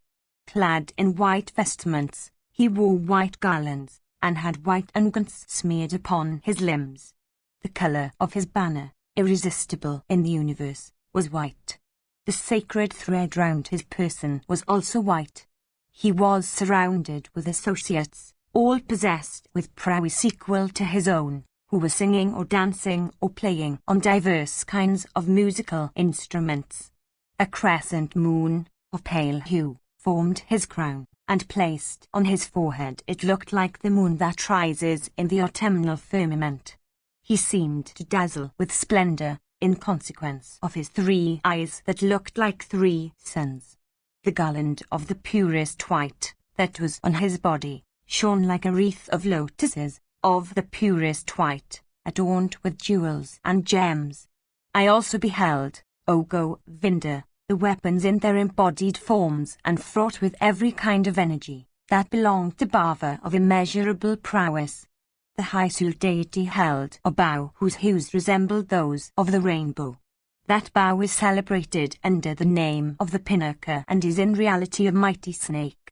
Indeed, that snake of 7 heads and vast body, of sharp fangs and virulent poison, of large neck and the masculine sex, was twined round with a cord that served as its bowstring. And there was a shaft whose splendour looked like that of the sun or of the fire that appears at the end of the Yuga.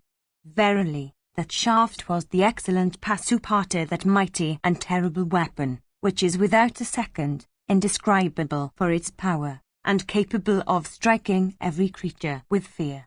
Of vast proportions, it seemed to constantly vomit sparks of fire.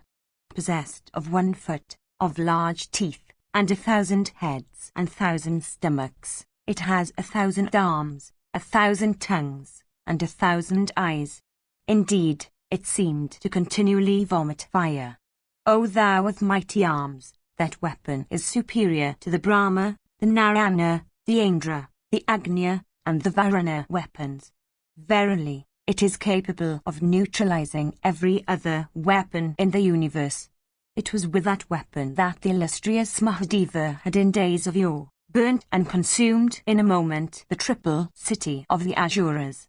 With the greatest ease, O Govinda, Mahadeva, using that single arrow, achieved that feat. That weapon, shot by Mahadeva's arms, can, without doubt, consume in half the time taken up by a twinkling of the eyes the entire universe with all its mobile and immobile creatures. In the universe there is no being, including even Brahma and Vishnu and the deities, that are incapable of being slain by that weapon. O sire, I saw that excellent, wonderful and incomparable weapon in the hand of Mahadeva. There is another mysterious and very powerful weapon which is equal or perhaps superior to the Pasupata weapon. I beheld it also. It is celebrated in all the worlds as the sum of the solar-armed Mahadeva. Hurled by the illustrious deity, that weapon is competent to rive the entire earth or dry up the waters of the ocean or annihilate the entire universe. In days of yore, Yuvana's was son, King Mandatri, that conqueror of the three worlds, possessed of imperial sway and endued with abundant energy, was, with all his troops, destroyed by means of that weapon. Endued with great might and great energy and resembling Sakra himself in prowess, the king, Govinda, was slain by the Rakshasa Lavana with the aid of this Sula which he had got from Shiva. The Sula has a very keen point. Exceedingly terrible, it is capable of causing everybody's hair stand on its end. I saw it in the hand of Mahadeva, as if roaring with rage, having contracted its forehead into 3 wrinkles. It resembled, O Krishna, a smokeless fire or the sun that rises at the end of the Yuga. The handle of that Sula was made of a mighty snake. It is really indescribable. It looked like the universal destroyer himself armed with his noose. I saw this weapon, O Govinda, in the hand of Mahadeva. I beheld also another weapon, viz., that sharp-edged battle-axe which, in days of yore, was given unto Rama by the gratified Mahadeva for enabling him to exterminate the Kshatriyas. It was with this weapon that Rama, of Bhrigu's race, slew in dreadful battle the great Kartavirya who was the ruler of all the world. It was with that weapon that Jamadani's son, O Govinda, was able to exterminate the Kshatriyas for 21 times. Of blazing edge and exceedingly terrible, their tax was hanging on the shoulder, adorned with a snake, of Mahadeva. Indeed, it shone on Mahadeva's person like the flame of a blazing fire. I beheld innumerable other celestial weapons with Mahadeva of great intelligence. I have, however, named only a few, O sinless one, in consequence of their principal character. On the left side of the great god stood the grand Sai Brahma seated on an excellent car unto which were attached swans endued with the speed of the mind. On the same side could be seen Narayana also, seated on the son of Vinata, and bearing the conch, the discus, and the mace. Close to the goddess was Skanda seated on his peacock, bearing his fatal dart and bells, and looking like another Agni. In the front of Mahadeva I beheld Nandi standing armed with his Sula and looking like a second Sankara, for prowess and energy. The Munis headed by the self-born Manu and Rishis having Bhrigu for their first, and the deities with Sakra at their head, all came there. All the tribes of spirits and ghosts, and the celestial mothers, stood surrounding Mahadeva and saluting him with reverence. The deities were engaged in singing the praises of Mahadeva by uttering diverse hymns. The grand Sai Brahma uttering the Rathantara, praised Mahadeva. Narayana also, uttering the Jaist Husayman, sang the praises of Bhava. Sakra also did the same with the aid of those foremost of Vedic mantras, viz., the Satarudriyam. Verily, Brahma and Narayana and Sakra, those 3 high-souled deities, shone the like 3 sacrificial fires. In their midst shone the illustrious god like the sun in the midst of his corona, emerge from autumnal clouds. I beheld myriads of suns and moons, also in the sky, O Kesava. I then praised the illustrious Lord of everything, the Supreme Master of the universe. Upamanyu continued, I said, Salutations to thee, O illustrious one, O thou that constitutest the refuge of all things, O thou that art called Mahadeva. Salutations to thee that assumest the form of Sakra, that art Sakra, and that disguisest thyself in the form and vestments of Sakra. Salutations to thee that art armed with the thunder, to thee that art tawny, and thee that art always armed with the pinnaker. Salutations to thee that always bearest the conch and the Sula. Salutations to thee that art clad in black, to thee that art of dark and curly hair, to thee that hast dark deer skin for thy upper garment, to thee that presidest over the 8th lunation of the dark fortnight. Salutations to thee that art of white complexion, to thee that art called white, to thee that art clad in white robes, to thee that hast limbs smeared with white ashes, to thee that art ever engaged in white deeds. Salutations to thee that art red of colour, to thee that art clad in red vestments, to thee that ownest a red banner with red flags, to thee that wearest red garlands and usest red unguents. Salutations to thee that art brown in complexion, to thee that art clad in brown vestments, to thee that hast a brown banner with brown flags, to thee that wearest brown garlands and usest brown unguents. Salutations to thee that hast the umbrella of royalty held over thy head, to thee that wearest the foremost of crowns. Salutations unto thee that art adorned with half a garland and half an amulet, to thee that art decked with one ring for 1 year, to thee that art endued with the speed of the mind, to thee that art endued with great effulgence. Salutations to thee that art the foremost of deities, to thee that art the foremost of ascetics, to thee that art the foremost of celestials. Salutations to thee that wearest half a wreath of lotuses, to thee that hast many lotuses on thy body.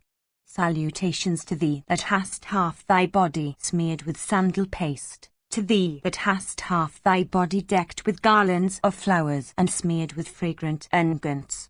62. Salutations to thee that art of the complexion of the sun, to thee that art like the sun, to thee whose face is like the sun, to thee that hast eyes each of which is like the Sunday. Salutations to thee that art Soma, to thee that art as mild as Soma, to thee that bearest the lunar disk, to thee that art of lunar aspect, to thee that art the foremost of all creatures, to thee that art adorned with a set of the most beautiful teeth. Salutations to thee that art of a dark complexion, to thee that art of a fair complexion, to thee that hast a form half of which is yellow and half white, to thee that hast a body half of which is male and half female, to thee that art both male and female. Salutations to thee that ownest a bull for thy vehicle, to thee that proceedest riding on the foremost of elephants, to thee that art obtained with difficulty, to thee that art capable of going to places unapproachable by others. Salutations to thee whose praises are sung by the Ganas, to thee that art devoted to the diverse Ganas, to thee that followest the track that is trod by the Ganas, to thee that art always devoted to the Ganas as to a vow. Salutations to thee that art of the complexion of white clouds, to thee that hast the splendour of the evening clouds, to thee that art incapable of being described by names, to thee that art of thy own form, having nothing else in the universe with which it can be compared. Salutations to thee that wearest a beautiful garland of red colour, to thee that art clad in robes of red colour. Salutations to thee that hast the crown of the head decked with gems, to thee that art adorned with a half moon, to thee that wearest many beautiful gems in thy diadem, to thee that hast 8 flowers on thy head. Salutations to thee that hast a fiery mouth and fiery eyes, to thee that hast eyes possessing the effulgence of 1,000 moons, to thee that art of the form of fire, to thee that art beautiful and agreeable, to thee that art inconceivable and mysterious. Salutations to thee that reignest through the firmament, to thee that livest and residest in lands affording pasture to kine, to thee that walkest on the earth, to thee that art the earth, to thee that art infinite, to thee that art exceedingly auspicious. Salutations to thee that art unclad, or has the horizon alone for thy vestments, to thee that makest a happy home of every place where thou mayst happen to be for the moment. Salutations to thee that hast the universe for thy home, to thee that hast both knowledge and felicity for thy soul. Salutations to thee that always wearest a diadem, to thee that wearest a large armlet, to thee that hast a snake for the garland round thy neck, to thee that wearest many beautiful ornaments on thy person. Salutations to thee that hast the sun, the moon, and Agni for thy 3 eyes, to thee that art possessed of 1,000 eyes, to thee that art both male and female, to thee that art divested of sex, to thee that art a Sankhya, to thee that art Yogin. Salutations to thee that art of the grace of those deities who are worshipped in sacrifices, to thee that art the Atharvans, to thee that art the alleviator of all kinds of disease and pain, to thee that art the dispeller of every sorrow. Salutations to thee that roarest as deep as the clouds, to thee that puttest forth diverse kinds of illusions, to thee that presidest over the soil and over the seed that is sown in it, to thee that art the creator of everything. Salutations to thee that art the Lord of all the celestials, to thee that art the master of the universe, to thee that art endued with the speed of the wind, to thee that art of the form of the wind. Salutations to thee that wearest a garland of gold, to thee that sportest on hills and mountains. 63. To thee that art adorned by all who are enemies of the gods, to thee that art possessed of fierce speed and energy. Salutations to thee that torest away one of the heads of the grandsire Brahma, to thee that hast slain the Asura named Mahesha, to thee that assumest 3 forms, to thee that bearest every form. Salutations to thee that art the destroyer of the triple city of the Asuras, to thee that art the destroyer of Daksha's sacrifice, to thee that art the destroyer of the body of Karma, the deity of desire, to thee that wieldest the rod of destruction. Salutations to thee that art Skanda, to thee that art Visaka, to thee that art the rod of the Brahmana, to thee that art Bhava, to thee that art Sava, to thee that art of universal form. Salutations to thee that art Isana, to thee that art the destroyer of Bhaga, to thee that art the slayer of Andaka, to thee that art the universe, to thee that art possessed of illusion, to thee that art both conceivable and inconceivable. 64. Thou art the one end of all creatures, thou art the foremost, thou art the heart of everything. Thou art the Brahma of all the deities, thou art the Nilad heater red and blue of the Rudras. Thou art the soul of the creatures, thou art he who is called Purusha in the Sankhya philosophy, thou art the Rishabha among all things sacred, thou art that which is called auspicious by yogins and which, according to them, is without parts, being indivisible. Amongst those that are observant of the different modes of life, thou art the householder, thou art the great lord amongst the lords of the universe. Thou art Kuvra among all the Yakshas, and thou art Vishnu amongst all the sacrifices. 65. Thou art Mru amongst mountains, thou art the moon among all luminaries of the firmament, thou art Vasishtu amongst rishis, thou art Surya among the planets. Thou art the lion among all wild animals, and among all domestic animals, thou art the bull that is worshipped by all people. Among the Adityas thou art Vishnu, Upendra, among the Vasa thou art Pavaka, among birds thou art the son of Vinata, Garuda, and among snakes thou art Ananta, Sesha. Among the Vedas thou art the Samans, among the Yajushas thou art the Satarudriyam, among Yojins thou art Sanatkumara, and among Sankhyas thou art Kapila. Among the Maruts thou art Sakra, among the Baitras thou art Devarat. Among all the regions, for the residence of created beings, thou art the region of Brahman, and amongst all the ends that creatures attain to, thou art moksha or emancipation. Thou art the ocean of milk among all oceans, among all rocky eminences thou art Himravat, among all the orders thou art the Brahmana, and among all learned Brahmanas thou art he that has undergone and is observant of the Triksha.